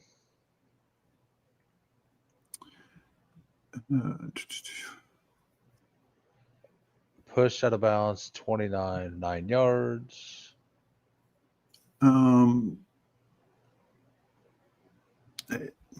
Short. No, that was the Doolin. That was a short one. Oh, it was the Ogletree. I think it was the Ogletree. Was it 21 yards? Was that right? Boy, I'm mixing this up. Oh, that's in the middle because the one you're talking about was on the right hash, or it was on the right side, right? No, look up slightly. Anthony Richardson deep pass, Alec Ogletree, 21 yards. Ogletree, 21 yards. It's 3 plays above what you just, or 4 plays. 3 plays. So, yeah, right there. Right here? Yeah. Okay. Oh, yeah, because, yeah. Yep. So, no, there were a couple nice passes, and, but I think Daniel Jones did play well, and the steady drumbeat we've heard all off season. So I said this, we were on Bestball Guys show the other night, and I said, earlier when I was on with Meg, I think he asked me, and I said, I think Richardson probably starts, but Daniel Jones plays more this year. And so, I think that's kind of where I was at. Yeah. And I guess they just feel like Daniel Jones gives them their best chance from the jump. I think it's a very positive news for all skill guys on Indy. Well, so I don't know if you believe this, but I've been pretty steady on the fact that I think that if Anthony Richardson's the quarterback, that it's way more bullish for Pierce, and I think that it's way more bullish for Adonai Mitchell if it's Daniel Jones. I think that because Pierce is way better down the field, and Adonai Mitchell kind of does a little like he does everything a little better. Like he just gets open. Yeah. Right. Like so I think that Daniel Jones is really good for him. And like not that Daniel like they both looked like you said, they both looked very equal to me. The fact that they went with the guy they brought in for competition and not the guy they wanted to try to get competition out of. Yeah. Like that to me goes back like, and I don't know if this is true, but last year the team wanted Anthony Richardson out. Yeah. So I wonder if it's just a leadership thing and other players have been like, hey, if it's close, I want dimes. Well, Like and because stuff like that can happen in locker rooms. I'm not saying it's happening there, but it feels really weird to me that they like the guy who can like because Daniel Jones can run, but he can't run like Anthony Richardson. And Anthony Richardson's passing is massively improved from last year so far. Yeah. I mean, it's very limited, but so Yeah. far. And we don't see what happens in practice. So maybe only in games. But it is notable, and not that the media sees everything either, but the media has been gushing about Anthony Richardson this entire time and just kind of milquetoast on, Daniel Jones. Well, Nice. but I think that's to your point. Like this team has invested a first rounder in Tyler Warren. They've invested 3 seconds and paid a bag to Michael Pittman, but seconds also to Pierce and Adonai Mitchell, and then a early mid third in probably their best receiver, Josh Downs. So plus a second and paid a lot of money to Jonathan Taylor. So it's like, how do we maximize these guys? And I think that is the number one priority. Steichen to win, but it's like we know if you told me if you take this Colts offensive skill group, how many teams are legitimately better than the Colts offensive skill group right now? Like 5, 6, not many.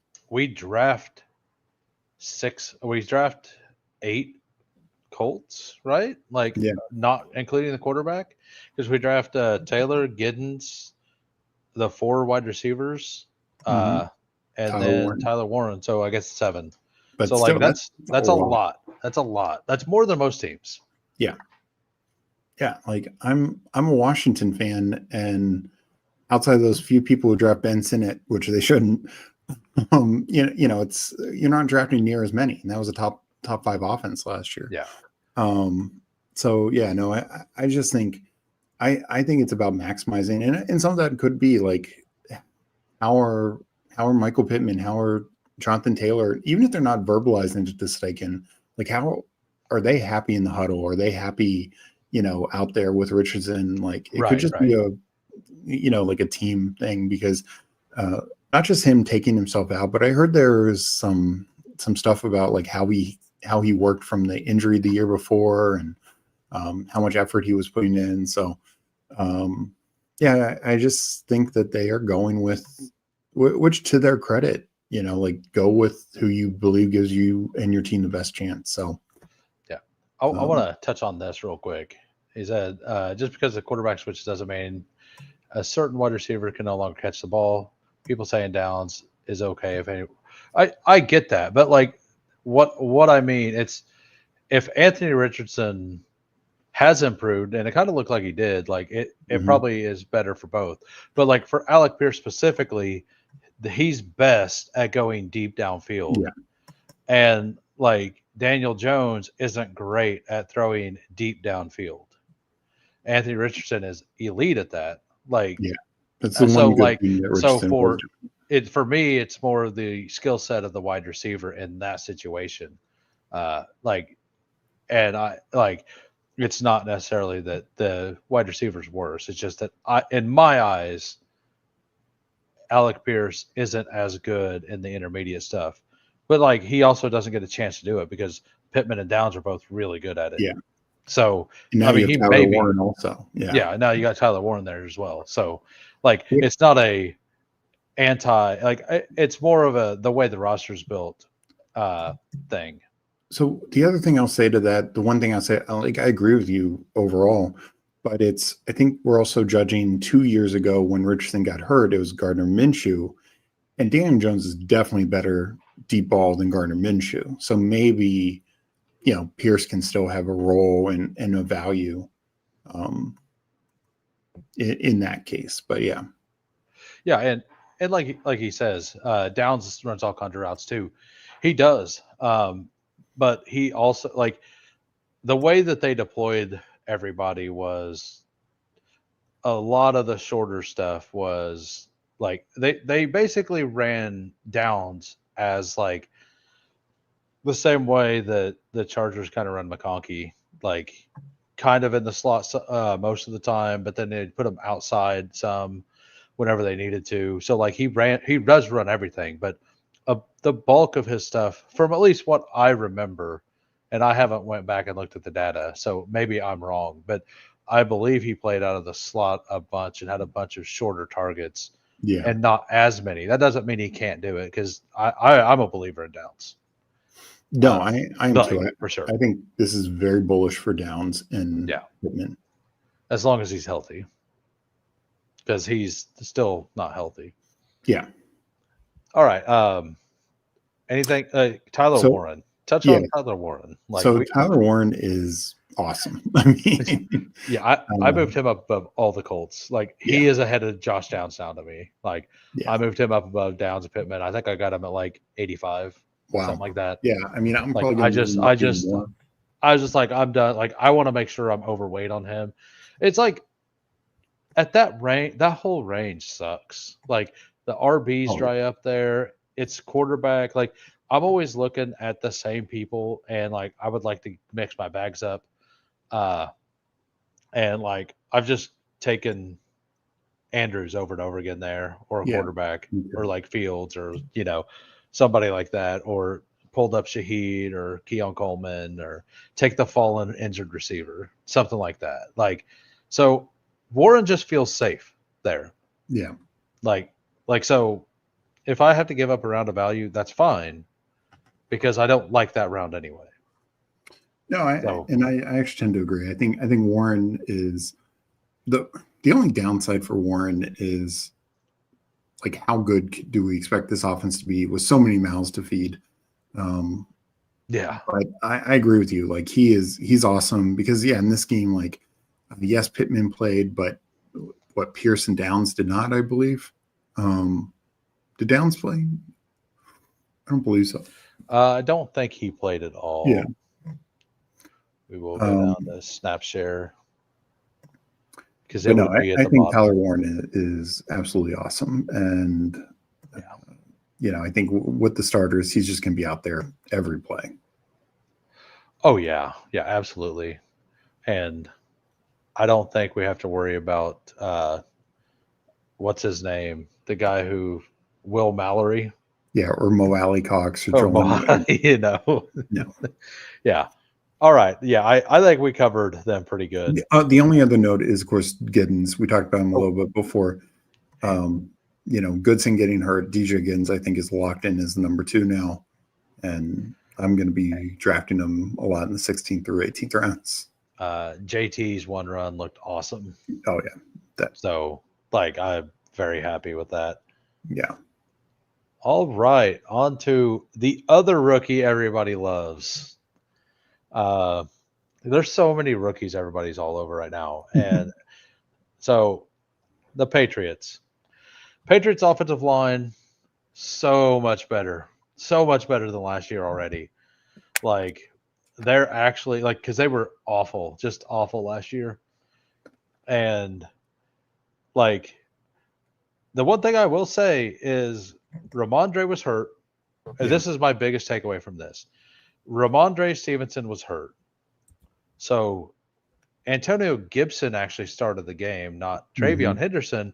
So to me, that means no matter what happens, Travion is a role, never not going to be a full time starter, at least for a while. So they're gonna like to me because I think they've done that every week, Yeah, uh, to where and they could just be working him into it, but and like that doesn't mean he can't be successful and worth a fourth round pick, but it definitely feels like they're going to do a committee thing and that they're going to be a run first offense uh, from everything that we're seeing. Demario Douglas looked really good. He did that, but one ball was thrown just a little far, but Douglas probably should have caught it. It was kind of like at the outstretch of his hands. The, Mac Hollins is gonna be annoying in this offense, like he always is. Like he was just always right in the right spot in the zone. And if they're gonna be a run first team, if they're gonna want one of the best blocking wide receivers in the league on the field a little bit, um, and Efton Chisholm, like we'll go ahead and talk about him. He looked, he was always open, like yeah, every single play. He made a little separation, like even the ones that he didn't get the ball, he was open. So that's really bullish, but like I don't see him beating out like he's in the Demario Douglas role. So like yeah, if exactly. Douglas gets hurt, like he has to beat out Douglas, and he got hurt in the game. Um, so like I think as a dynasty stash, Efton Chisholm is absolutely worth it. Yeah, what the f? I love that. Uh, the other big takeaway is Javon Baker, 7 targets, 1 catch. I think he had at least one drop. He did he have a punt return something? No, he didn't. There was some real bonehead play. Oh, he uh he had I think 2 holds maybe on run plays. I remember one. I Yeah, I think know he had one. I think it was two. But he might be. definitely had a hold on a run play. And as a fringe player on a team that wants to run the ball all the time, who like it is a new regime, but like he apparently is not well liked by coaches. Um, like that's bad. The Yeah, other thing is with Mac Hollins being Mac Hollins and Efton Chisholm kind of balling out, Kyle Williams is kind of off my board now. Like he's way, way down the board. And I do think that he will eventually be better than Chisholm and all that, and like he'll do more. But it's really hard to want the third piece in this offense, in my opinion, like the third wide receiver in this yeah, offense. Whenever they're gonna run 2 tight ends quite a bit, they're gonna run the ball first. We expect it to be Diggs and Douglas most of the time. If they go to 3 wide receiver sets, it's not gonna be like Kyle Williams is going to be an outside receiver. He's not going to be the slot guy. So like I think as a whole, like just the way that I envision the offense going, I think Kyle Williams may just have been a bad pick. yeah. I think it's tough because first I'll say both to Baker and Polk, I think they're Yeah, cut yeah, me too. um, because there's like you said, Yeah, Diggs didn't play. You have Pop Douglas, you have Mac Hollins, you have Keishon Butte.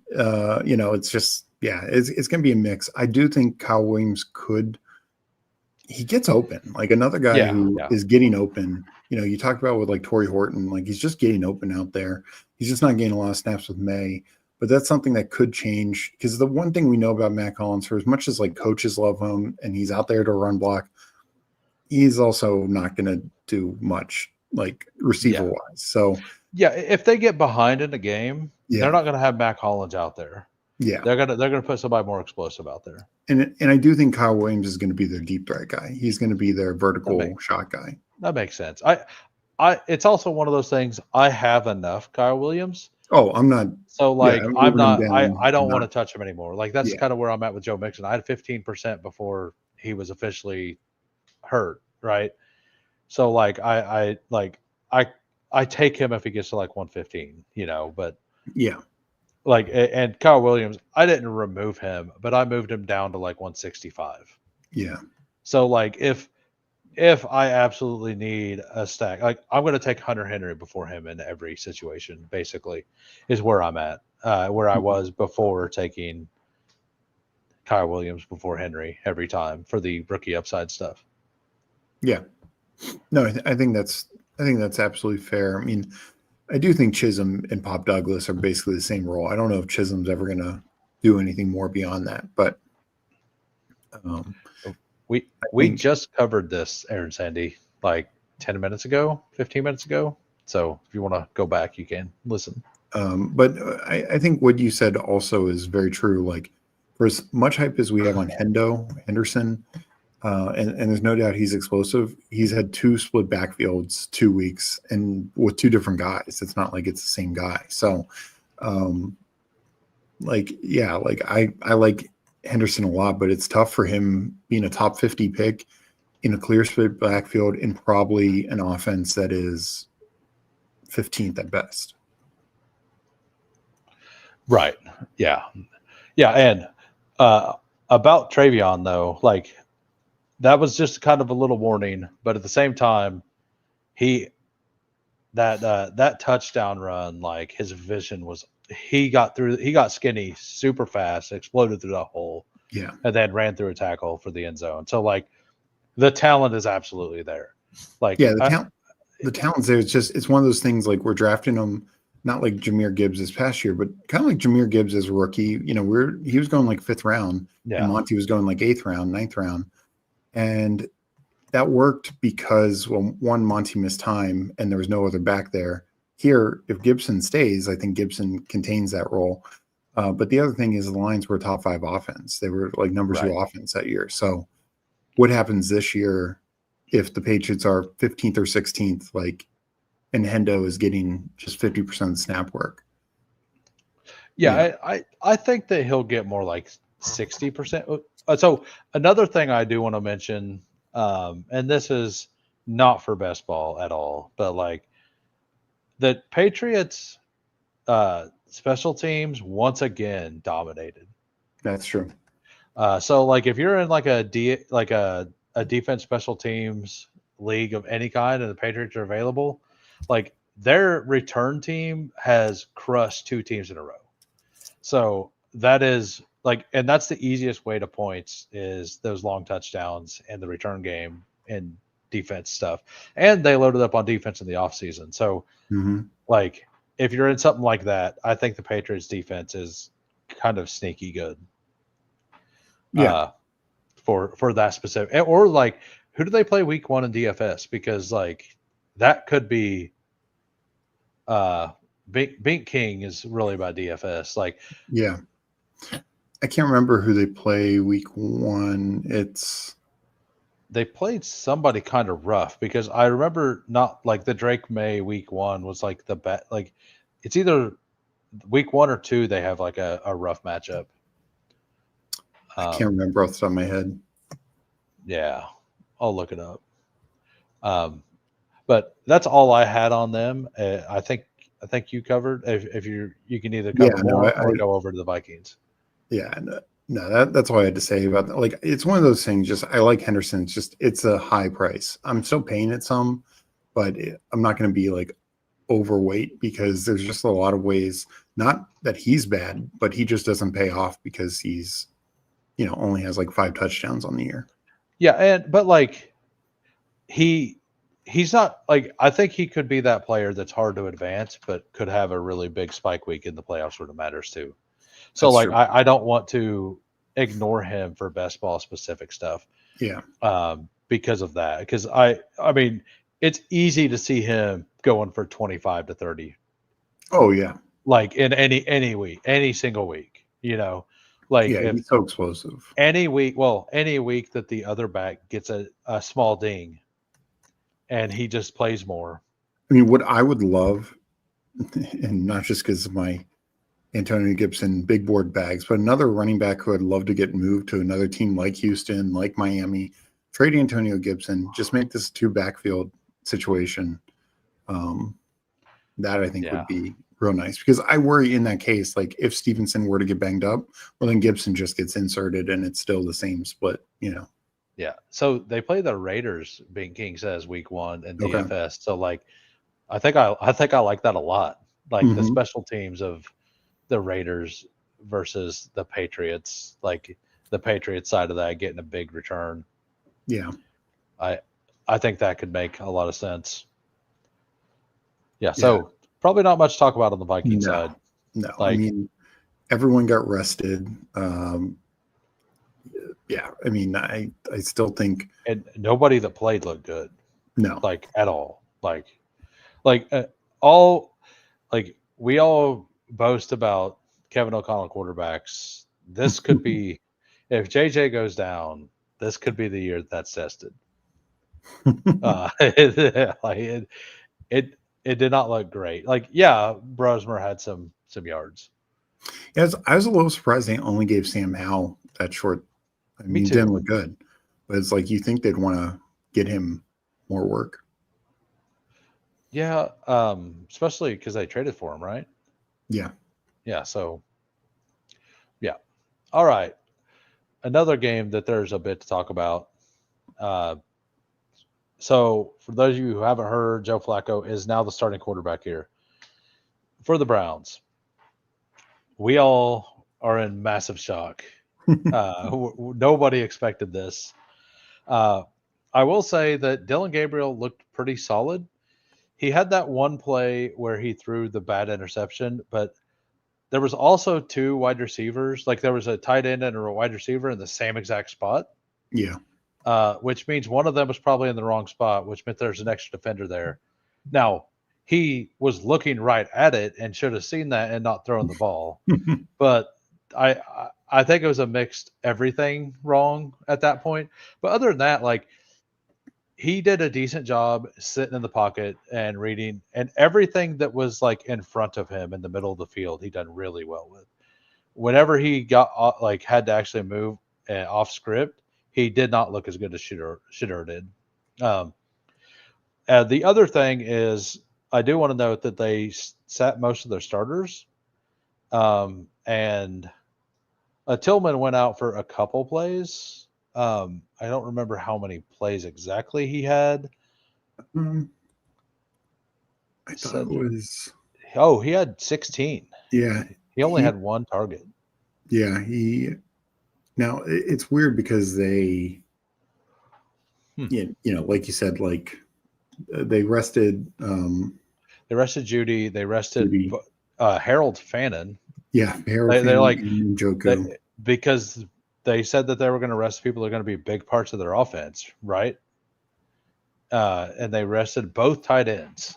And both But they, running backs, right? yeah, and both running backs and Joe Flacco, um, which to me meant that it was going to be Joe Flacco named the starter, like Yeah. obviously. But so Tillman played a lot and only got the one catch. Like that is surprising. I was going to point out that Deontay Johnson was in the game a while and didn't really do much at all with it. Yeah.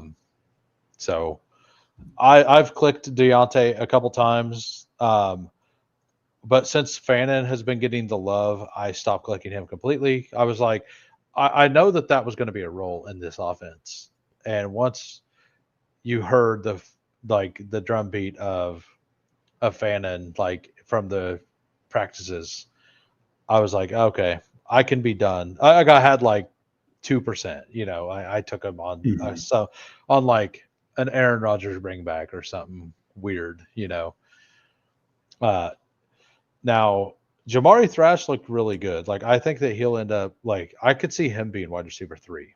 I could too. I was just gonna Uh, say that. I liked Thrash last year a little bit. He flashed here and there, and he looked really solid in this game, and he looked okay last week too. So I think Jabari Thrash could just end up being the wide receiver 3 there. Yeah. Um, not that that's a role that's a big role. The other thing, the offensive line moved the defense pretty well. They had pretty decent run lanes most of the game. I thought Pierre Strong, like like that's just bullish for all the running backs there. Yeah. So Yeah, I like mean, whichever Eagles one it look, is could be like it. You remember I was Quinshon over Caleb Johnson because I thought that the Browns offense may be better overall with Flacco. yeah, And we'll see what happens. The Judkins not being there to me makes a big difference as well. So like I do think they'll lean the other way now. Like even if Judkins were to start week 1 because he never got to practice, but like we kind of battled back and forth on that. I could say I was wrong, but like by like it's also a wild situation yeah, that for sure. that happened. But yeah, Pierre Strong looked fine, like 6.8 yards per carry. That's Pierre Strong. Like he didn't break any huge He I guess he did. did. He did. Yeah, Yeah, he because had, he had that one gigantic run. yeah. And that was actually pretty early in the game, right? Hmm. Like Second second quarter. drive. Yeah. Yeah, yeah, maybe a second drive. Yeah. I can't remember exactly. Um, When but was yeah, that? I want to Yeah, say it was early. 54. I'm not good at reading these. So 4 yards, 37. Wasn't that Oh, drive? -4. Wasn't that one either. So it must have been second quarter, like you said. 2 yards, 5 yards. Yeah, I don't know. Yeah. No, It, I mean, I do agree the offensive line looked good. I mean, Eagles rested like 20 defensive players. Like they yeah, so rested we couldn't tell, right? Yeah, it was like not even their second team, a couple second teamers, but yeah. So Yeah, a little bit, Jihad Campbell comes smoking through that hole on that second play for yeah, scrimmage too. yeah.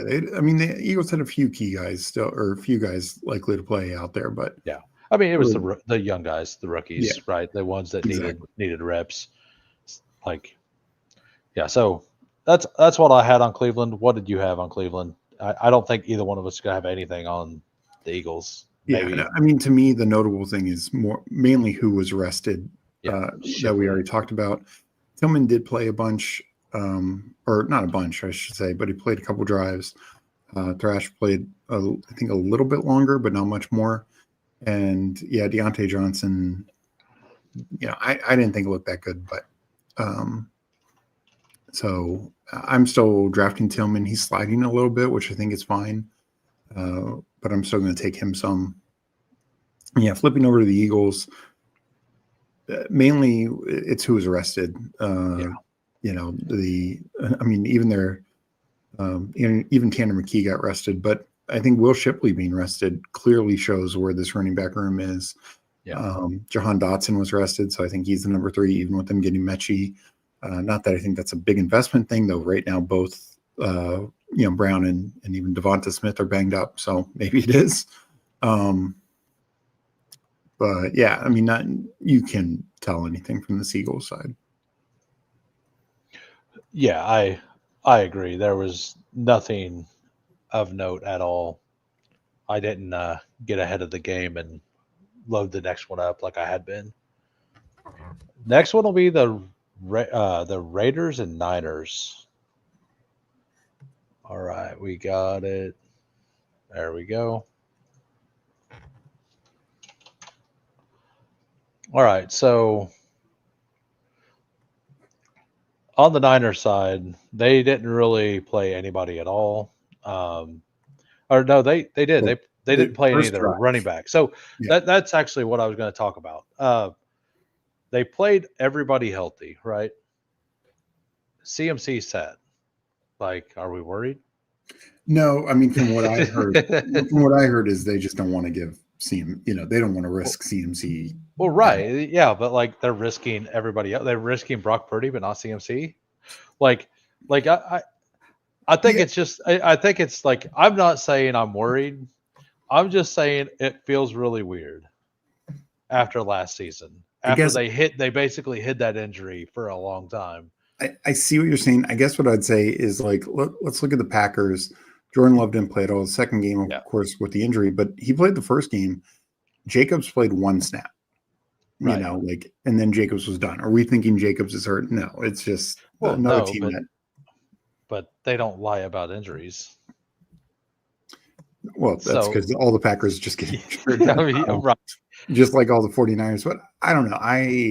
I'm not worried. I'm Yeah. just pointing out that it's a little weird that they have Ricky Pearsall out there. They have Brock Purdy out there. They had George Kittle out there, I believe. Yeah. So he didn't get anything. But CMC is too valuable. Like that feels like, and I'm not saying that Trent Williams was out there, who's the most valuable of these pieces. Agreed. So like the fact that they were resting CMC feels like, I don't know, it just feels weird to me. Like I figured we'd at least see him, like, if the starters are playing, for like Genty last week, put him in there for 2 carries. Yeah. Or a carry. Just put him out there so people could see him. Like it just feels a little weird to me that after last year, this is what they're doing. But they are probably scared because every running back on their roster is getting hurt. Like every single, like Corey Kiner had a massive 19-yard run and got hurt on that play. Yeah. So that's why I'm not worried. But I mean, I see what you're saying after last year. I get that. Yeah. I'm just saying, like, if people get got, like, there is a sign. Yeah. I'm not worried. The one actual takeaway is Ricky Pearsall was hyper targeted. He was everywhere. He looked awesome. Demarcus Robinson also looked really good. So, like, if after his suspension hasn't been laid out yet, right? We're just expecting 3 games, but he hasn't officially been suspended yet. I know. Which everybody's whining about the Rashee Rice stuff, but Robinson stuff is definitely out there in the open, and we are expecting it. And if it doesn't happen, he's probably an awesome week 1 play. He absolutely is. Because if we don't know if Juwan's actually fully healthy, or, like, we're expecting him not to be fully healthy, right? Yeah, no, definitely not. So yeah, the NFL is clearly catering to the 49ers, right? Yeah, like that's kind of why I'm bringing it up. Like, everybody's talking about, like, how we're catering to KC by pushing it to the middle of the season, which kind of screws things up even more, in my opinion, just because the first 4 games are rough. But this isn't even being talked about, but it's not an elite player, so that's why it's not being talked about. I didn't know Isaiah Hodgins was on this team. I like Isaiah Hodgins. So, like, he could, like, he's a good fill-in player for a week or 2 if they have to have somebody, if he makes the team. And Robbie Chosen, I don't know. I know it looks good. He also had didn't he have a crazy drop too? Yeah, I think so. So, like, it could have been like 140. Like, it could have, like, he was getting open. Like, that's the one thing that was true. He was in there late, but he was getting open. He was torching those people. Yeah, like, you look at their receiver room, and it is, outside of Pearsall, it's Robbie Chosen, you know, whatever you want to call him. Demarcus Robinson, Isaiah Hodgins, Russell Gage. It's all these guys from like 3 years ago.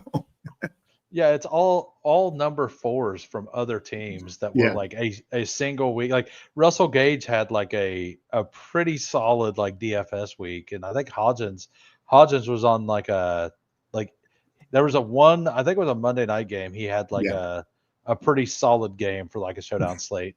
Yeah. Yeah. It's a wild depth chart, that's for sure. Yeah, it is. And then they got Terrell Owens back. Not really. All right, now on to the Raiders. I think there's a couple interesting things here.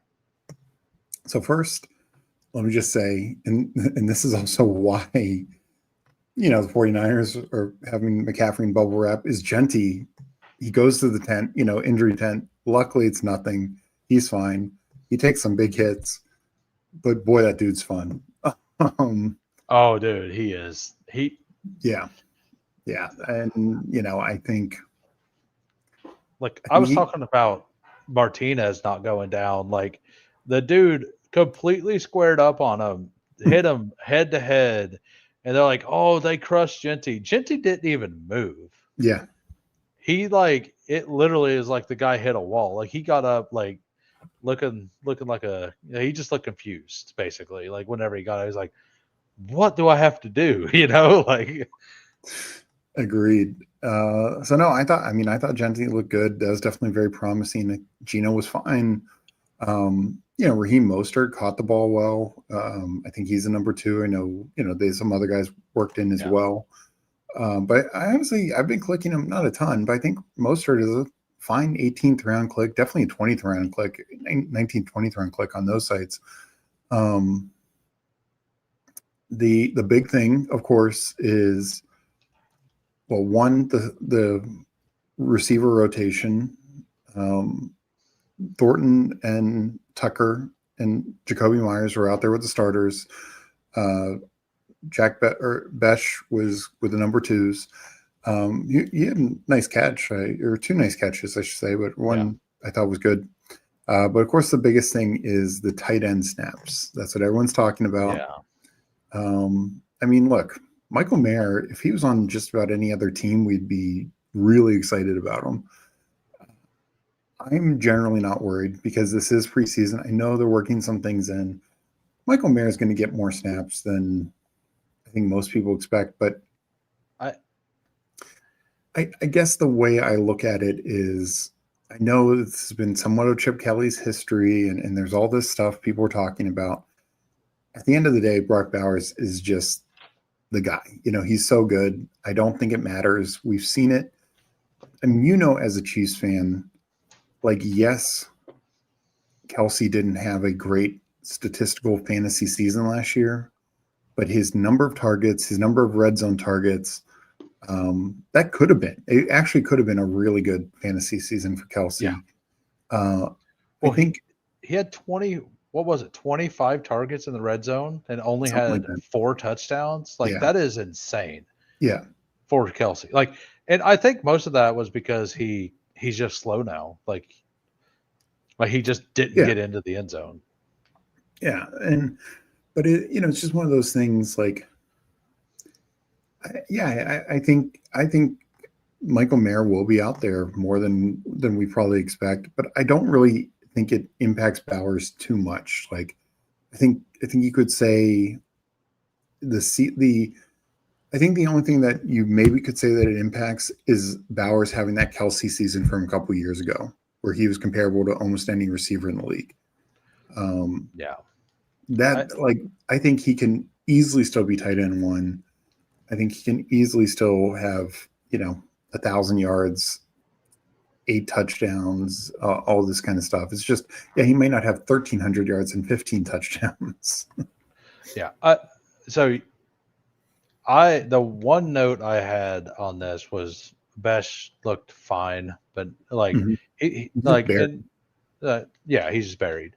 The other note is the offense, the chip, all the way through the game, they ran the Raiders ran the same personnel groupings a lot, and it was a lot of 12 personnel, a lot of double tight ends, a lot of attacking the seams, and then having their outside wide receiver like Thornton go deep and to use the flats with the running back. It was a lot of the same stuff. And to me, that's really bad news for Jacoby Myers, I think. Because if they're going to run 2 tight end sets a lot, then that means they're going to force, not that Jacoby can't do outside stuff, but he's not as good at it, right? If they're going to send him on deep routes and stuff like that a little more, I do think that will hurt him. Now that doesn't mean he won't be fine in the 3 wide receiver sets, and I'm not saying they're going to do it all the time, but it felt like a good portion of when they seemed to be moving the ball well was when they were in 12 personnel. Yeah. So I do think that could actually end up hurting Jacoby Myers, which Jack Best kind of is the same kind of player, which is probably why Deontay Thornton is the outside guy, and he beat the guys. Gino missed that throw by just a hair, and there was another one where Thornton actually ran himself out of bounds on another route. But like Thornton, I think is legit, like a legit pick now. I think Like, both Thornton and Tucker are legit picks yeah, now. yeah, yeah. I No, agree. I moved Jack I need Dash to make. down considerably and have been I moved sprinkling him in both under Thornton 215. and So Tucker. Yeah, me yeah, too. like I'll still take him if I have Gino and Tucker's gone. I just want to double stack. Like I think it's fine, but I'm not going out of my way to get him in those other teams. Yeah, I think for me, I'm still going to be bullish in that Jacoby Myers, just his NFL experience. I just think they find a way. I think he ends up being the number 2 target on this team behind Bowers. So I think they'll find a way. Yeah, That could be true. I have a hard time seeing it with the way that they were running the offense the last 2 weeks. yeah, Um, but we'll see.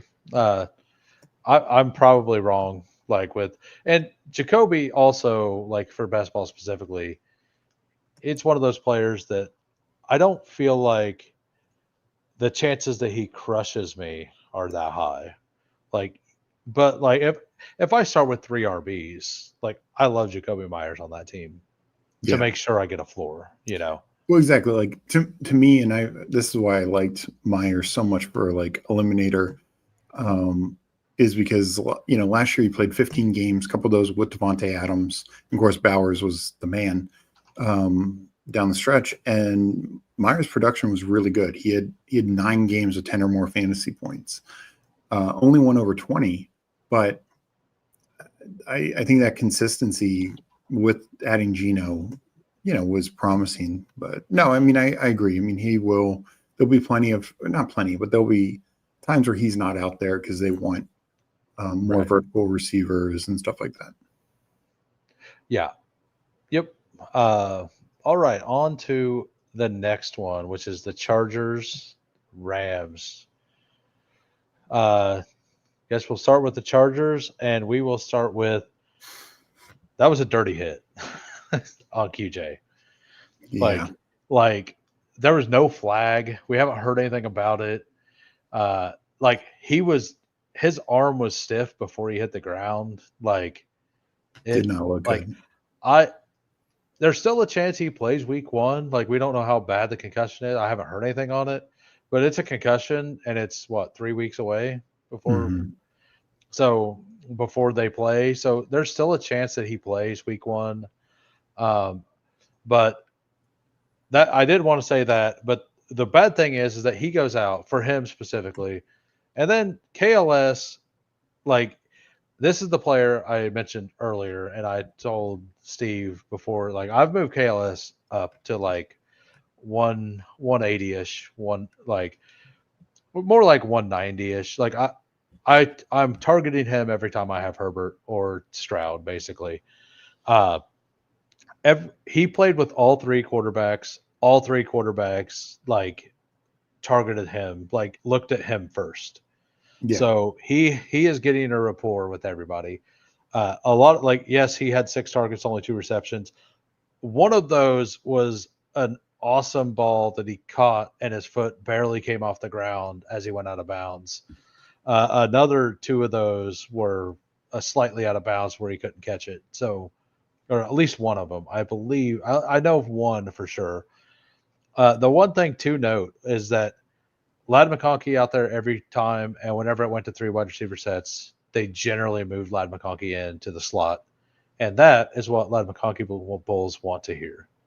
hmm We want Ladd McConkey in the slot when it's 3 wide receiver sets most of the time. If it's done 100%, that's great, yeah, but that's fine. But like it needs to be like 65, 70% in the slot whenever there's a slot out there, and I like because he's so good moving before the line, like before the play, and generally the slot's the one moving around before the play, right?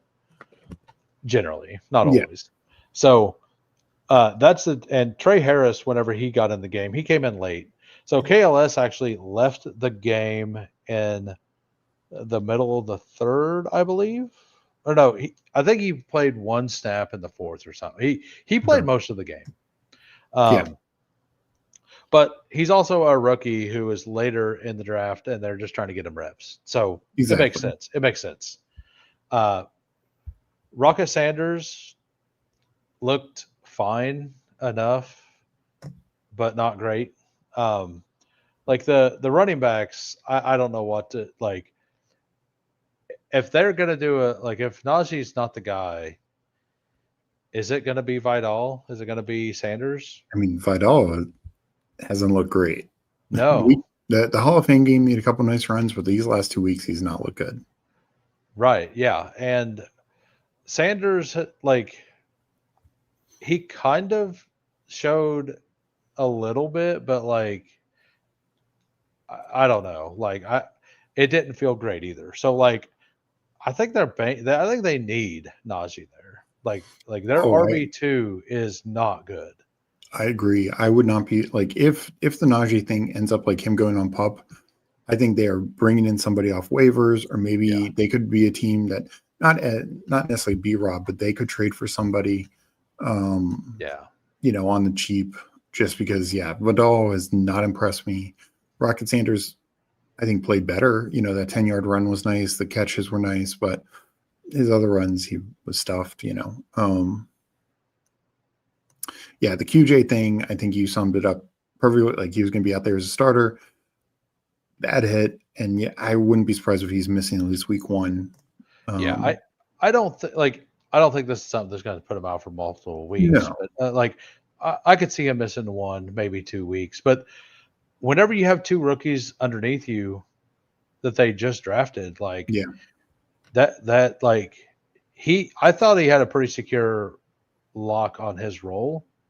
And then they get Keenan, and now this happens, and they're going to start the season without him.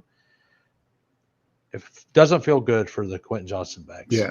And wait, who do the Chiefs? Is that the Chargers, Yeah. right? Yeah. Well, no, it's at Brazil. Yeah, but I mean Yeah. that was my point. Like, it being an international game, that's a long flight. I think that's less Yeah. reason that they would force him Yeah. to go down there. Yeah. That is true. So, and like, I'm just like, as a Chiefs fan, I just want that field to not be like it was last year. Oh God. That's my old, like, for both, like, number one, I'm a Chiefs fan, but number two, I'm heavily invested into the Chargers this year. Yeah. So I want that field to be good. Like, I've actually drafted a little less of all the Chargers since then, since that game was announced. Yeah. I was very in on them, and that game gets announced, and it's like, man, like, and even KC, it's like it feels worse.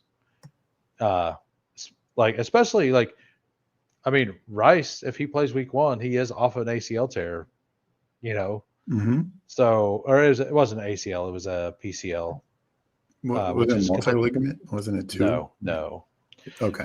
His was like, if you just research it a little bit, it wasn't near as bad. So like, the if I remember what I read correctly, it's like the back of the knee, the ligament kind of like from the back of the knee, Okay. and it's more of a stationary, like it doesn't move as much, so it recovers faster.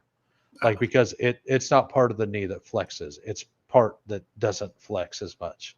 So Gotcha. that's why, like, it's easier for him to recover, and why he was back faster than everybody else, because the PCL is different. Like, you can do a quick Google search and it'll tell you that. Like, I'm not saying I'm a doctor, I'm saying research that. That's what I believe I read, Yeah.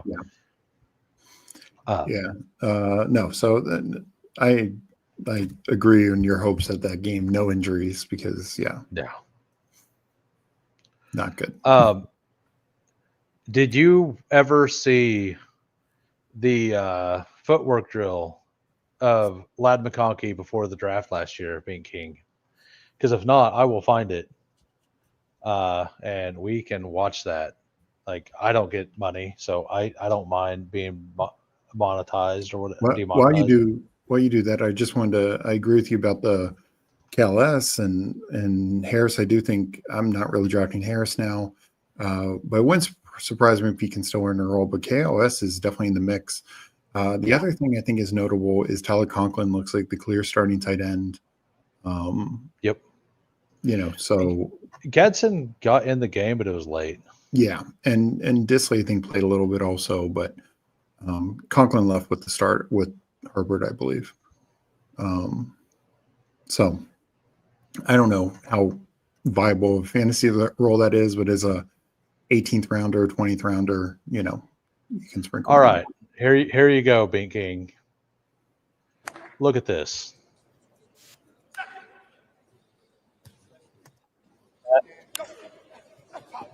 Footwork. Like how fast he is. Yeah. Like that's why I was so in on it. Like he's how quick fast and he's got deep speed. Look at those feet. That is insane. Yeah. So like that's why I was so in on him last year.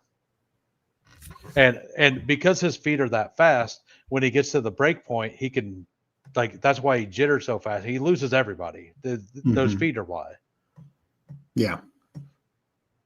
No, totally agree. Yeah, that's why I'm in on him in the middle of the second. Like he will always lose a defender because not only that, but like he's also not a big frame.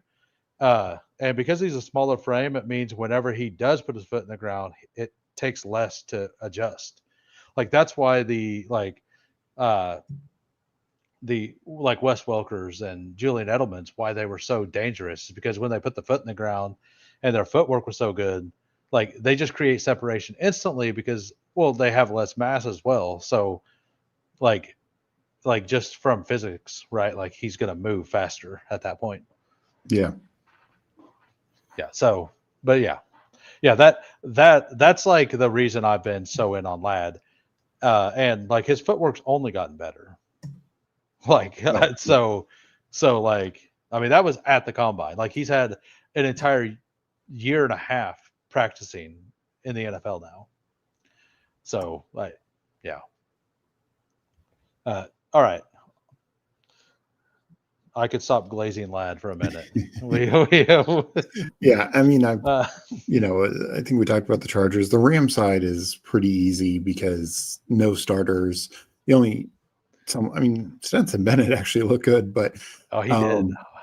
But they're also not a team that would be moving to quarterback because we know about Stafford's health. Right. But the only interesting thing is the Hunter versus Corum debate. Both look good again. So I don't think much. I mean, Corum, I think, is ahead of Hunter, but I think both showed once again that they have some talent. And there's a reason why they were, Corum was a third rounder 2 years ago, and Hunter was drafted where they drafted him in the fourth round this year. Yeah. So, I mean, to me, I feel like I kind of already have my Hunter bags packed. So I've been taking Corum a little to balance it out, but I'm debating on doing that. I have a couple like Corum shares and higher dollar stuff in the big board. I'm thinking about I just like getting so much more. Like I like all those other picks. Oh yeah, like so much, like Ollie Gordon, Giddens. Exactly. Like those picks to me are just better right now than either. Like I think if it's if it is Corum, like I think that matters less than if it's one of those other guys. But if it's Hunter, I think that because I think Hunter, like Corum doesn't have a chance to get a standalone role as well. Hunter does, right? That's why I'm so heavy on that. Corum's just pure contingent.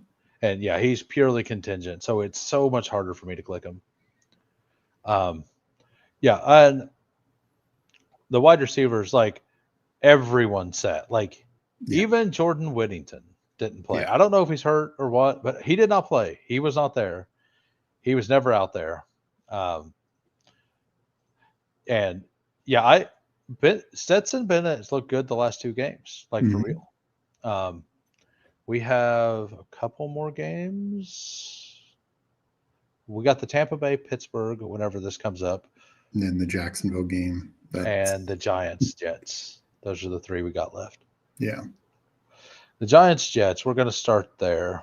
I think there's there's one more. There's probably another one. Yeah. But I'll remember it whenever we get there.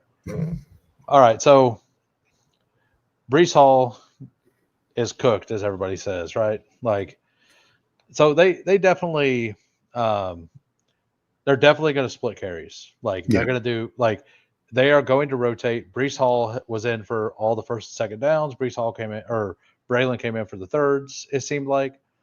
Uh, I think he did come in for a couple earlier I downs, think but so. Brees also left the game a lot earlier than Braylon. Yeah. Like like because once Brees did that, then Braylon got his carries, but he was. I don't think he when it was just Braylon that he really split.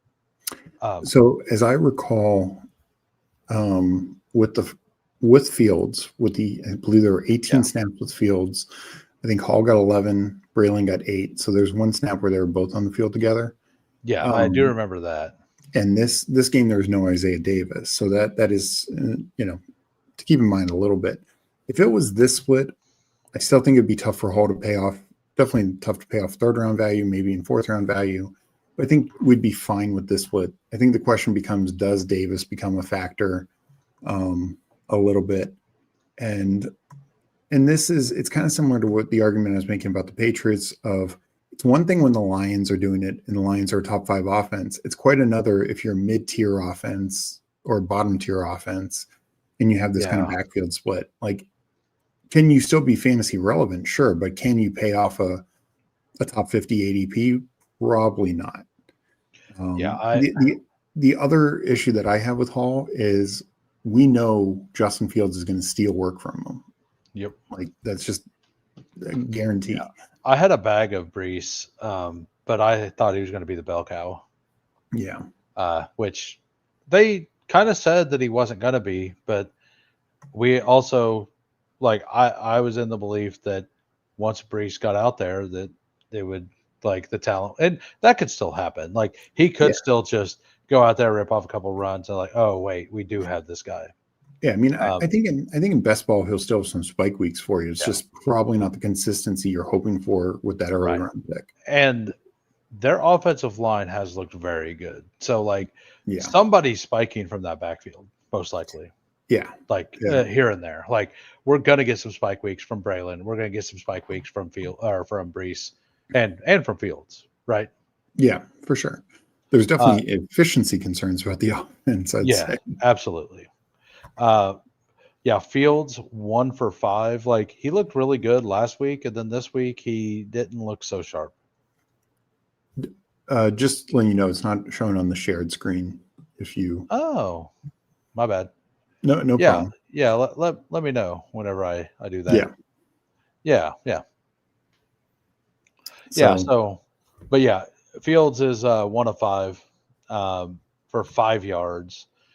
He snuck through, but like the offense didn't really move either. Like, I mean, I guess I mean Brees looked fine, but the defense of the Giants did kind of like like all of the offensive line of the Jets looked good. Like the defense of the Giants was like in their spots and like didn't let the holes become giant holes as well. Um, did you see agreed. that block on the Abdul Carter? Um, So like the tackle for the Jets like just walked out there and just hit him once and like he went flying on the ground, and then okay. I think somebody yeah, I else remember it. Are you still there? Let's see. Did we lose Huhames?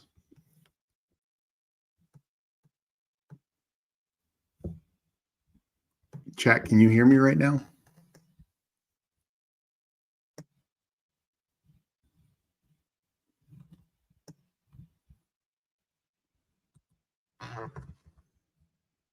Okay, so but Hulk smashed potatoes. You can hear me, right? Okay, just want to make sure. I wasn't sure if I was just talking to thin air. Hopefully, Huhames will be back in a second. Yeah, I'll while he's doing, I'll just give my thoughts. I thought the Jets were not efficient, not great. I think their running backs still value. I think Fields will have value. Other notes, I think Josh Reynolds is clearly a number 2. Tyler Johnson was working as a number 3. Mason Taylor was out there on more passing downs, but he kind of split the work with Rucker. That could just be just him working back from his high ankle. So I'm not docking Mason Taylor. But I am clicking Josh Reynolds down the 18th round or 20th round in those kind of drafts. So yeah, I think there is something, Jets. I still have my concerns about Garrett Wilson. It's something I've had all along, just him paying off a 3rd round value, particularly early 3rd round. And same with Breece Hall, but I'm tacking it more through Fields, Braylon Allen, a little Mason Taylor, a little Josh Reynolds, and maybe Breece Hall if he starts falling to like the 5th, 6th round. I'll go to the Giants side while we wait for who. I saw him just commented. So hopefully he can be back soon. Sounds like his internet went out. The Giants side, I thought Russ and starters looked good. Looked fine. And starters, I say that loosely because Slayton and I don't think Slayton. No, wait, did Slayton play? I'm trying to remember now. Malik Neighbors wasn't out there. Tracy looked fine. And then obviously the bigger story is the development of Jackson Dart. I think he's had 2 solid preseason games. It's interesting because they have 4 quarterbacks. They give everyone some time. So we don't necessarily see Dart as much as we would in maybe some other situations. Because maybe they're showcasing Jameis for a trade. Because I just don't see Jameis having a role in this team with how good Dart has looked. But I think Russ is going to be out there. Russ is going to be the starter. And, Tracy's fine though. I saw today, obviously Scadaboo's my guy. He came back to practice today and to Neighbors. That was obviously big news as well. So that's positive for the Giants outlook. Overall, I can't bring up comments, but I can respond to comments. So I see Eddie saying, tell us more how the Chiefs suck. Just hard to project Jets hitting the ceiling. Yeah, Binking, I agree with that. It's hard to project the Jets hitting the ceiling type of season. I'd like to see the Jets defense play better first. That's my issue with the Jets is I just don't think they're going to be efficient enough for those high price tags for like Wilson and Breece Hall. I don't think they score enough touchdowns. So it's been tough for me to click those guys. I expect the same sort of fantasy points last year from Garrett Wilson. Yeah, that's the thing with Garrett Wilson. Like Garrett Wilson, people don't talk about it. He was extremely disappointing in terms of his fantasy production, and people knock the Devontae Adams thing. But Garrett Wilson was like 7th in targets last year, and he had a career high in touchdowns. Almost assuredly, both those things are going to go down this year with Justin Fields. Like, I just don't think the Jets throw enough. And I don't think Justin Fields is going to throw enough touchdowns because Garrett Wilson, I believe, had 7 touchdowns last year. I'd be shocked if Justin Fields threw 20 touchdowns. So that's my concern. I know not everyone buys that narrative, but that's the way I see it. And yeah, I mean, Giants side, I think the Giants could be a better team this year than people expect overall. Maybe it's just me thinking that, between Neighbors and some of their other skill guys, I think Slayton is such a steal at his price. I think Theo Johnson is a steal at his price, going almost always 18th round. One note is, after week 1, people were talking about how Wandale could be playing outside more. That didn't happen at all in this game. I did note that. Trying to think of any other big notes from the Giants side that standing out for me. Let me look at comments real quick. Steve, any advice on WNBA draft? That is not one sport that I do. So sorry, Eddie. Wilson is safe for sure, but I don't know. Yeah. J Lives, I agree. Wilson is a pricey spike week guy. that's my thing is I just don't know how much spike week potential there is. Like he's probably a guy who gets like a lot of like 12 to 15 point games because without touchdowns, it's hard to have spike weeks. You know, even if you go like 6 for 100, that's 13 points. You know, you get a touchdown, even that's 19. So that is what I worry about with Garrett Wilson. And Whoheams does chime in chat. Tracy Feld is goal line carry. They brought in Singletary. Yes, that is absolutely very notable. For as good as Tracy looked, he got a goal line look, didn't go anywhere. They bring in Singletary. Singletary gets goal line. Obviously, we project that going forward for Scattaboo, for that to be his role. And that's why I'm bullish on Scattaboo. I just think he gets a lot more touchdowns overall and probably ends up with more total carries. Tracy Binking saying Tracy is actually a sleeper guy for me week 1 DFS. I mean, Washington's defense I do think is questionable, so I can agree with that to an extent. And Scattaboo probably has not worked his way to a lot of usage for week 1. So I could see that for sure. Yeah. So we'll continue to talk. It's easier when Whoheams can obviously bring up the stats and the snap shares from the game logs. Unfortunately, I'm not able to bring anything else up. Let me go to the Tampa-Pittsburgh game. You know, Whoheams hopefully can come back in and jump back in, give his thoughts on the teams we've not covered. Tampa, first the big news, of course, Jalen McMillan. Unfortunately, he gets seriously hurt. Sounds like he's going on IR. You know, there's a chance, I guess, he could return. I haven't fully looked into it, but I think he was, you know, might have had an early role without Godwin, but wasn't going to have much of a role in this team anyways, but it's very sad for him. Hopefully he can get better and healthier. He had a good rookie year, but I think was just buried on this team. But Mbuka looks really good. And I think what's interesting is he's mainly been working outside, not really in the slot. So I don't know if that should be pro or con. You know, does that signal that they believe Godwin will play earlier? I still don't know what to make on that. And I am chasing Mbuka up the board somewhat. I do worry that end of the year Godwin is the guy still, or keep in mind when Godwin got hurt week 8 last year, whatever it was, he was wide receiver 2 in the league. And Mike Evans was wide receiver 14 at that time, and that was with some missed time. So I still think it's Godwin Evans. That's how I'm kind of playing it. I'm not really drafting Godwin anymore, but that's just my worry. I want to now get my Mbuka shares, but you know, it's tough. We could be paying a top 60 pick on a guy who, yeah, he's out there week 15, 16, 17, but he's clearly the third option. Nobody else, we're taking that early. It kind of runs that risk. Let's see, you know, Bucky Irving. I'm fully bags packed on Bucky Irving. And I know Sean Tucker right now, but it sounds like Rashard White should be back, you know, pretty soon. Let me look at chat. Who means it's okay? Tracy had an attempt. I don't know about that banking because Tracy really struggled in his attempts inside the 5 last year.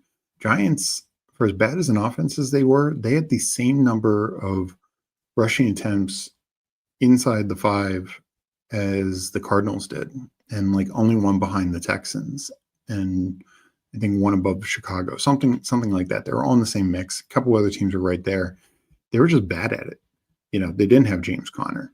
You know, that is not Tyron Chasey. So, yeah, I don't know if Tracy's going to get many more looks inside the 5. I think, let's see, OMG Godlike, Mbuka went 27 in my millionaire. Wow, that's very, very bullish. And Eddie, yeah, Godwin could smash weeks 15, 16, 17. I already have my Godwin bags packed. Maybe I'll take a few more shares as he falls. I don't want to get overweight just because he's never stayed fully healthy, and there's that concern. Let's see what else is in chat. Godwin and Buka together could cause chaos for defenses. I agree, and added Mike Evans to the mix. Tampa.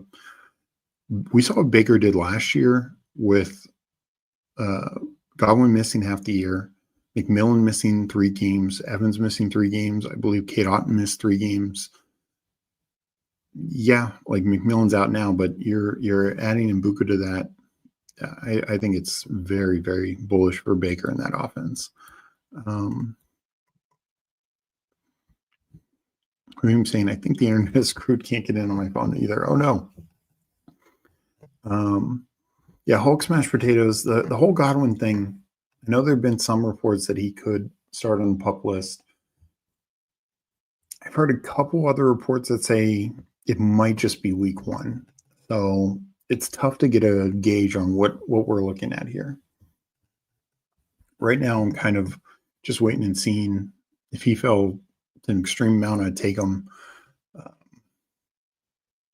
So yeah, I have a tough time knowing exactly what to do. Who do I think the wide receiver 3 is on Tampa to start? I'm not sure actually. That's a good question. Let me look at their depth chart real quick.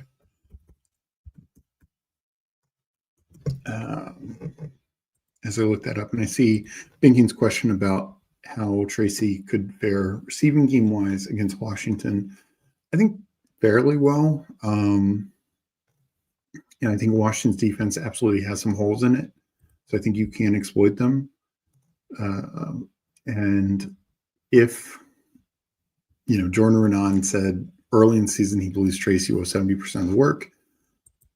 If so, that's a positive. I do think Scadaboo came back earlier than expected. I know some of the Twitter doctors were talking that they thought it could be more of a 3 or 4 week injury. He was back in under 3. Does that play a factor? Do any of these guys play next week in the final preseason game? I'm definitely not I don't think definitely Tracy, but does Scadaboo even play, or are they sitting him also? In which case, I'd say they have real plans for him week 1. So yeah, Hughes mentioned Tez Johnson returning. I don't know if he would actually play because they still have Trey Palmer and still have Sterling Shepard. I'd imagine one of those, end up playing as the number 3 receiver week 1 if Godwin's out. Not Tez, but probably Palmer or Sterling Shepard, just because they've been with the team longer. That'd be my guess, but yeah, it's tough to say.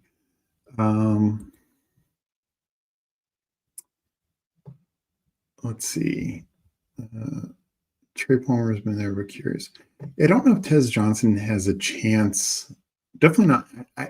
I'd be shocked if Tez Johnson has a chance week 1. Now, later in the year, if Godwin's missing more time, maybe Tez plays more. That's what I'm calling new program. Steve speaks, who chats. Yeah. They're going to force that 1K Evans. Well, I mean, yeah, they're going to force it, but it's also Evans is good. I think it was somewhat forced last year because Evans missed so much time. Like he missed 3.5 games. But I don't think it's going to be a problem. If Evans is out there for 17 games, I think he gets 1,000 yards fairly easily.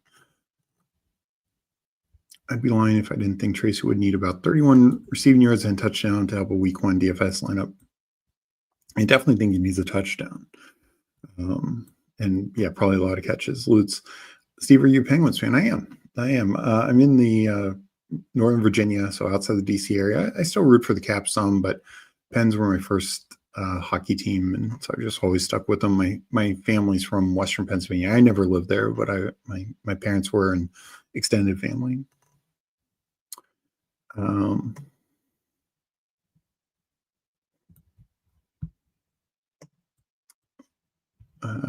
OMG Godlight, you mean like Tolbert Bink? Not sure what that's about. Buka London, my favorite skinny stack week 1. That could be a sneaky shootout game. So I like that. Let me go to the Steelers side of the Tampa Steeler game. And, Steelers sit their clear starters, Rodgers, and that includes Jalen Warren, both tight ends, DK Metcalf. Austin sat due to injury. So Roman Wilson played. He looked good, I thought, and could still be in the mix for the wide receiver 2 role. The bigger thing is, of course, the Kenny Gainwell starting over Caleb Johnson. For me, I know some people think that Caleb Johnson should just be totally buried, sent to the shadow realm. I look at it a little differently. Who Hames and I both talked about last week, and Caleb Johnson, despite poor numbers in the first preseason game, we thought he ran well, protected well, ran a couple nice routes. For me, he did all those things and more this game. Like, yes, Gainwell was ahead of him, but again, Gainwell's a veteran. Like some of these other rookies we've talked about, they played later, the Jaden Higgins, etc. And same with Corey Cross-Camara. Yeah, they want to get him touches. They want to get him hit, particularly running backs. You want, these rookie running backs, you want to get them taking contact, showing what they can do. And I thought Caleb had a really good vision in this game. He had some really nice cutbacks, some big runs. He had a catch on kind of a broken play where he kept working back to the quarterback. I thought was good. He had a couple of nice pass blocking reps. So I thought it was very promising for Caleb. And yes, Jalen Warren sat, but Jalen Warren just, to me, is not a guy who's going to go out there and get 200 plus carries. It's just not. Maybe I'm wrong on that. I don't think so. Jalen Warren has not been, I know there's certain metrics that have him very efficient. There's other ones that don't, I will say. And he's also, in 3 years, playing a decent chunk of time. He has 6 career touchdowns. So what I care about mainly is from a fantasy perspective. I think who leads this team in carries? I think it's Caleb Johnson. I think who leads this team in rushing yards? It's probably Caleb Johnson. Now, maybe combined yards, maybe Jalen Warren would have that, though he's not been this incredible pass catching back. I think people need to keep that in mind. He's not been like Cook or Gibbs or any of these other like really more elite, Alvin Kamara. He's not doing these types of things out of the back. He catches the ball well, but he's not doing those types of things. And of course, he's not scoring touchdowns. 6 touchdowns in 3 years of pretty decent usage. It's pretty low. And I've said it before. Last year, Eckler and Jalen Warren. I mean, I think everyone's tried to make Jalen Warren be Eckler, and he just hasn't. Jalen Warren played 15 games. Eckler played 12 games, and Eckler had like 18 more fantasy points. So,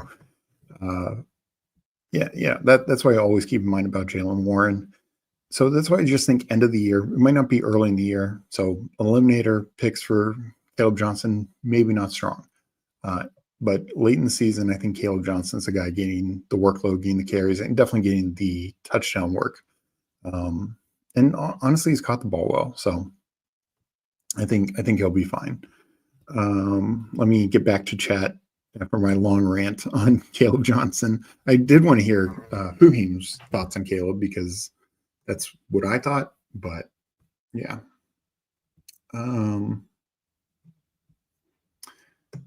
Thinking Tracy or Bucky week 1 receiving touchdown is a question, I guess. I mean, I definitely would lean Bucky, particularly if Rashard White's out. People are just used to Caleb Johnson having huge lanes to run at Iowa. I thought he looked fine. Yeah, and he created some nice lanes with some nice cutbacks. It makes sense for Pittsburgh to pace play. We'll hammer Caleb more in the season. Yeah. I mean, this makes sense. Pittsburgh pace of play will hamper Caleb. Yes and no. I think last year the pace was low and off, but I could see him just being more efficient this year. They were not super efficient last year. So I don't know. Like Rodgers threw 600 times with the Jets. So overall, I could see this offense being better. I know Rodgers is one to let the clock eat and all that, but people knocking Rodgers for volume need to realize he threw 600 times last year.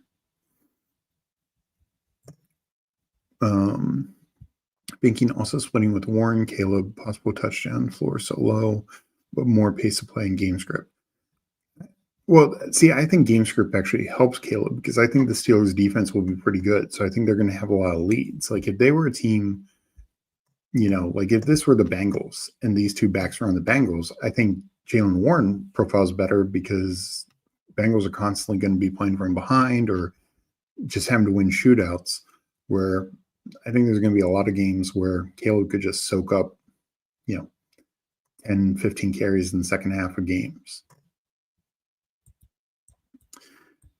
So,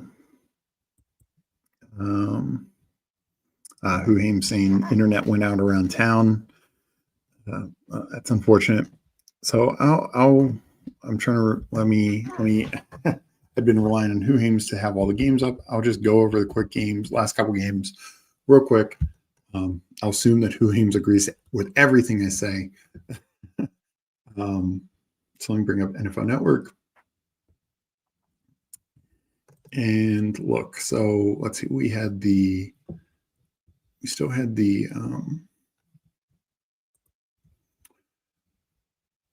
Denver game, right? What am I missing? I think we need the.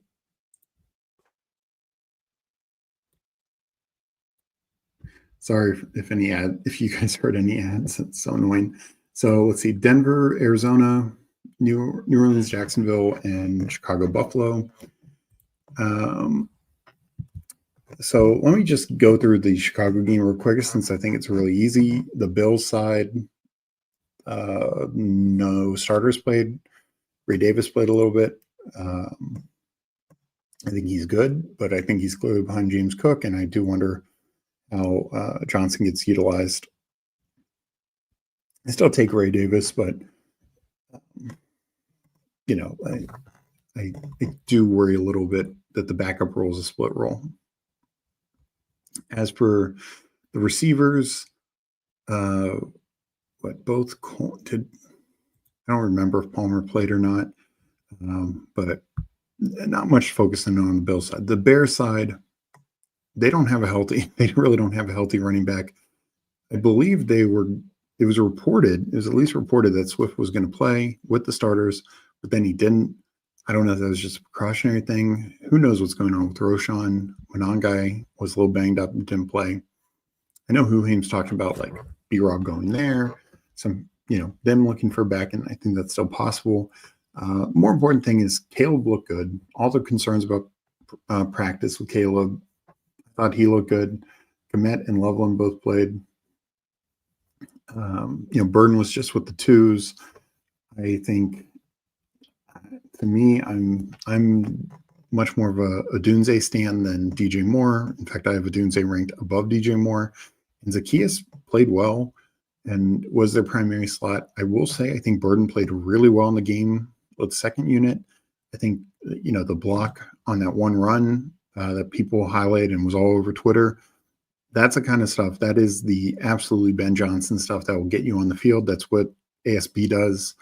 And, so I do think it's just a matter of time before Burden finds a role with the starters, but I don't think he's there yet. Let me catch up with chat. I don't know if we can hear anything because whose screen probably still staying. We only see, okay, good.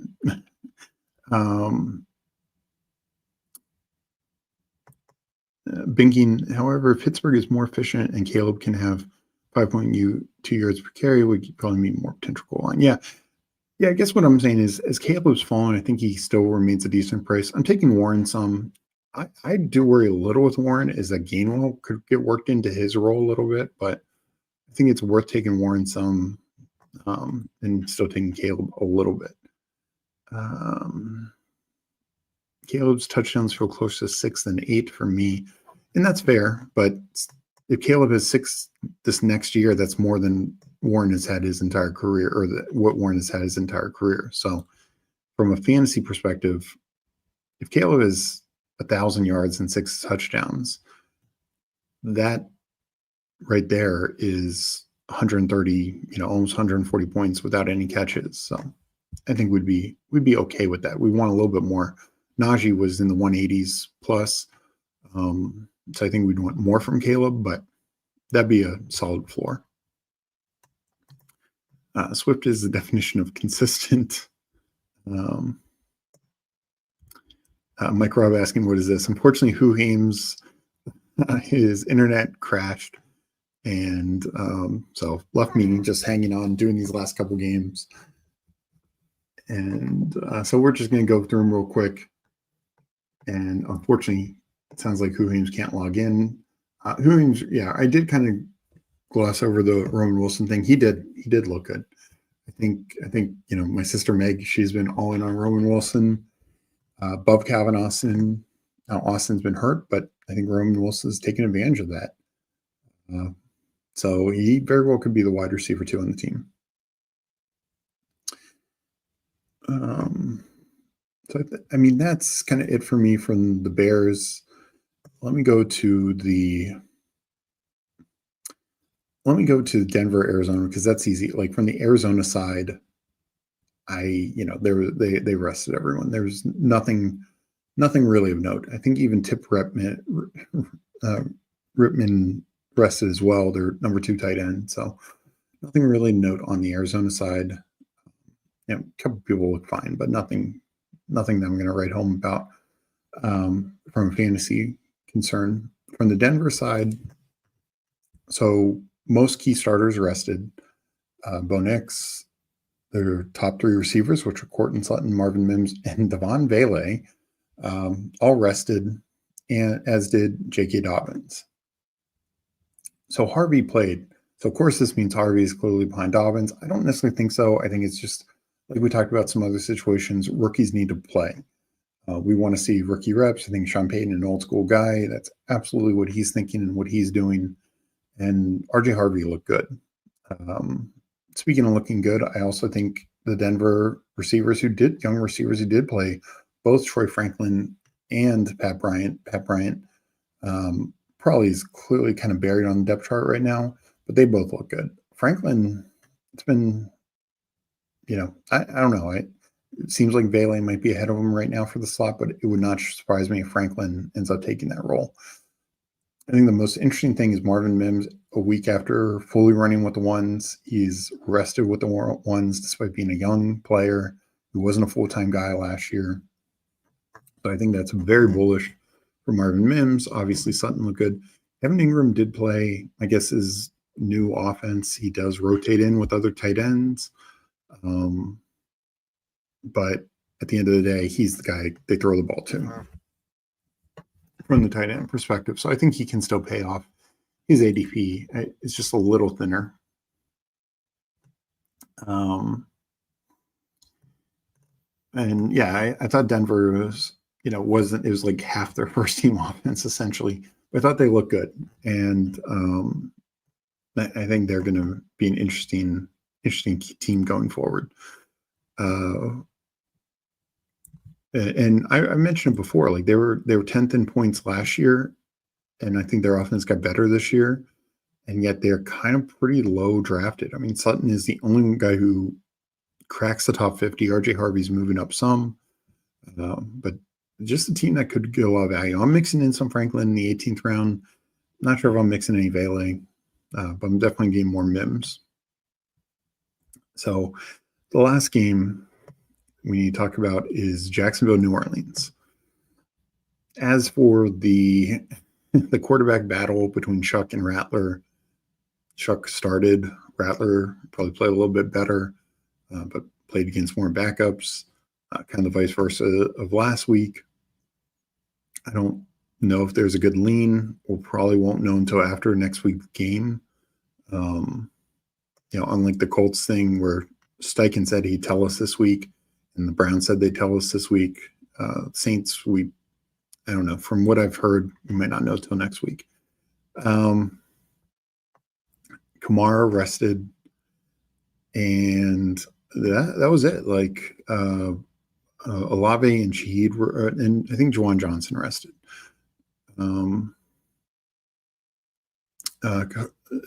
Olave and Shaheed were out there. Again, wasn't the prettiest. Their days were obviously ended pretty quickly, and I don't know. I'm still taking them. One thing that I did see noted was the shorter targets for them, the gimmies, the layups that they've just never had, or at least have not had with the Saints in the past. So that could really help their fantasy floor and also help their ceiling, because if Shaheed still catches one or two long ones, it's not just like, 3 for 100. He could get 7 for 130 now, plus that touchdown. So something to note, something interesting, I think. I think Shaheed's price is fine. Olave's okay. Kamara's okay. I take a lot of Kamara and Shaheed, low Juwan Johnson. That's about it. And let me hit up chat real quick. I'm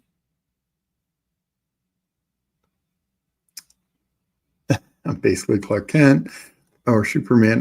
Denver, another team that morale feels great right now. Yeah, no, I think Denver vibes are really strong. I think they could really explode this year. Coach of the Year, Sean Payton. Yeah, I think that's a fair bet. Not sure what the odds are, but it could be a fair bet. Mike Roberts tests out that third button undone in case YouTube takes down it's not safe for work material. Throw a few more agreed, best ball and call. Throw a few more likes on this. Appreciate it. Liam Cohn is my favorite OC ever, and I've been high in Jacksonville all off season. We've invested, but to be honest, I don't know what I've seen out of Jacksonville. Been semi-disappointed. Interesting. You do a big one for him, log into his UD account. Well, I cannot do that, so won't be doing that. So what I'll say about Jacksonville, a couple interesting things to note. One, we saw the starters play 2 drives, so they've had 3 extended drives, or Trevor Lawrence, I should say. This game, unfortunately, it wasn't anything like Travis Hunter is totally precautionary, and I believe De'Ami Brown sitting was precautionary as well. They didn't play, so that allowed like Parker Washington to play. He got the touchdown, and but the most interesting thing to me is the running back usage. After Etienne got all the running back work week 1 of the preseason, and in camp this past week, we'd heard that even Tootin was getting time with the ones. Some of that was Bigsby was a little banged up, but Bigsby comes out and he starts. And then Etienne comes in on third downs in the first drive, and then Etienne starts the second drive, but Bigsby works in a couple of plays as well. So they end up almost dead even split usage. That seems very Tampa-esque. That seems very Liam Cohen-esque, what we saw from White and Bucky Irving last year. I think both are going to have fantasy relevance. I think both are kind of fine picks where they're going currently. And if this offense is good, I think both could really be good, solid players. What is notable that in these 3 extended drives, they didn't once find an opportunity to get the ball to Bashal Tootin. Tootin played a lot with the second unit. In the first game, he played kind of with the third unit because Bigsby played with the second unit. And then, in this game, he worked in with second unit and kind of deep into the game. So right now, I'll be interested. Another one I wanted to talk to Heems about. I moved Tootin down some. I'm probably going to move him down further. I think he's really tough to draft because I know you're hoping that a trade happens or late season he comes in, but right now, I don't think there's a lot of opportunities for him in that backfield. And Huheim's, and this is something I did see Huheim's comment here, Tootin missed back-to-back cutback lanes. Yes. He also didn't look great in this game. So, still a promising, dynamic player, but I just don't think he's involved in this offense. I don't think he's, barring an injury to one of those 2 guys, I don't think he's got a big role. So right now, I think, I know our guy Hartman's in on him and a few others. are in on him, but I don't think there's a big best ball role for him right now. So that's my take on it. And same with the Parker Washington thing. Like, yes, he played with quote unquote with the starters, and I know a couple of people are pretty big on him, but I think it's Hunter and De'Ami Brown. Mike Robb, does this count for my FanSpeak weekly hours of service I was given as probation for not getting Andrew to draft Scatterboo on the stream I was on? We'll talk, Mike. Speaking of FanSpeak, I will be on tonight, 8 or 8:30. I can't even remember what time. The FanSpeak Network. Be on the lookout for that. So we'll get out of here in a second. I was hoping Who Ames could jump back in. Because I wanted to hear his opinion on some of these situations. I know he's commenting in the chat, and we'll get to that in a second. But yeah, I do need to get going in a minute. If they can stay healthy, Jags running back production could be interesting to watch. Yeah, I think Etienne and Bigsby both can be very fantasy relevant this year. Damn, never thought who would shave his beard, Pepper Tony. Yeah. Fortunately, Huheim's internet just totally crashed out, apparently. So, yeah, I still think, and this is Tootin. I still think he could be the guy at the end of the season, but the bet doesn't feel good. Yeah, and so that's the thing. If Tootin, if you start getting Tootin in like round 18, and this is kind of like, and they were similar types of running backs profile coming out, but like Jaden Blue, Blue's fallen to the 160s. He probably should fall even more. But there nobody we feel good about for Dallas, so maybe he hits. Tootin kind of feels that way. Like he should be falling maybe end of the year due to injury, maybe just plays better and starts being the guy down the stretch. But I'm personally kind of out on it. It's at 8, Steve. Thank you, Mike. I could not remember. I told Meg either time would work. I can't remember what time she set it up for. Internet is still fully out, probably not back for a while. Sorry about that, Who Hames. Aaron, I'm the captain now. Thinking where we would be live on. It's on the FanSpeak Network on YouTube. So I don't think I can drop the link, but this is the name of it.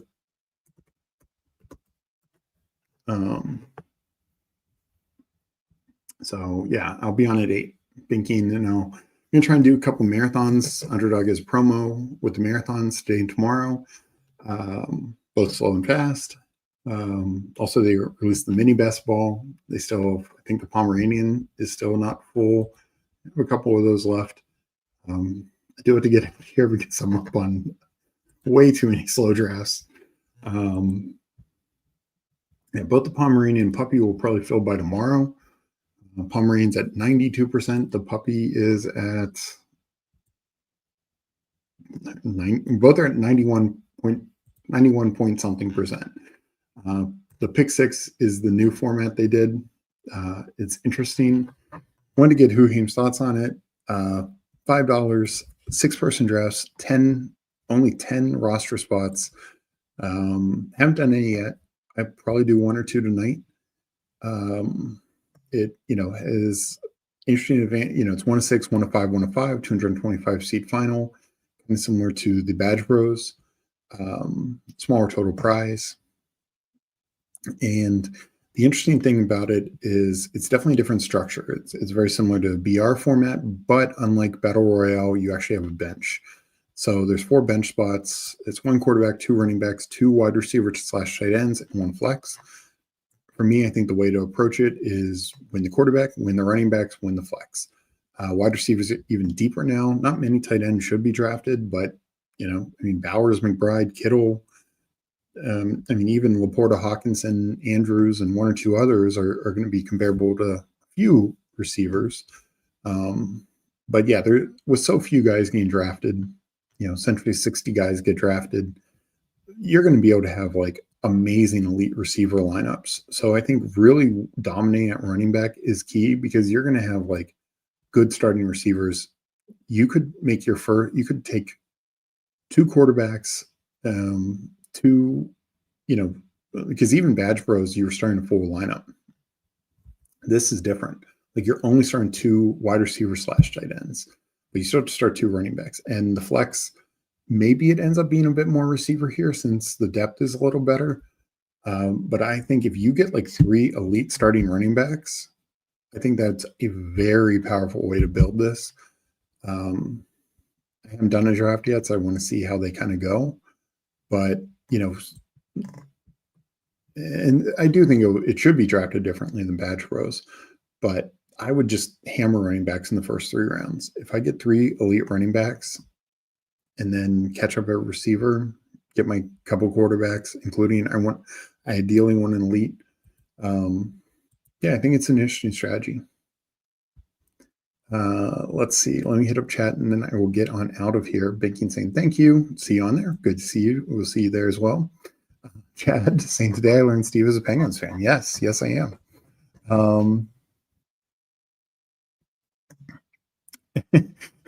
And Al Boogie, good to see Al in here. This stream is still going on. I'm like 45 minutes behind. Fuck my life.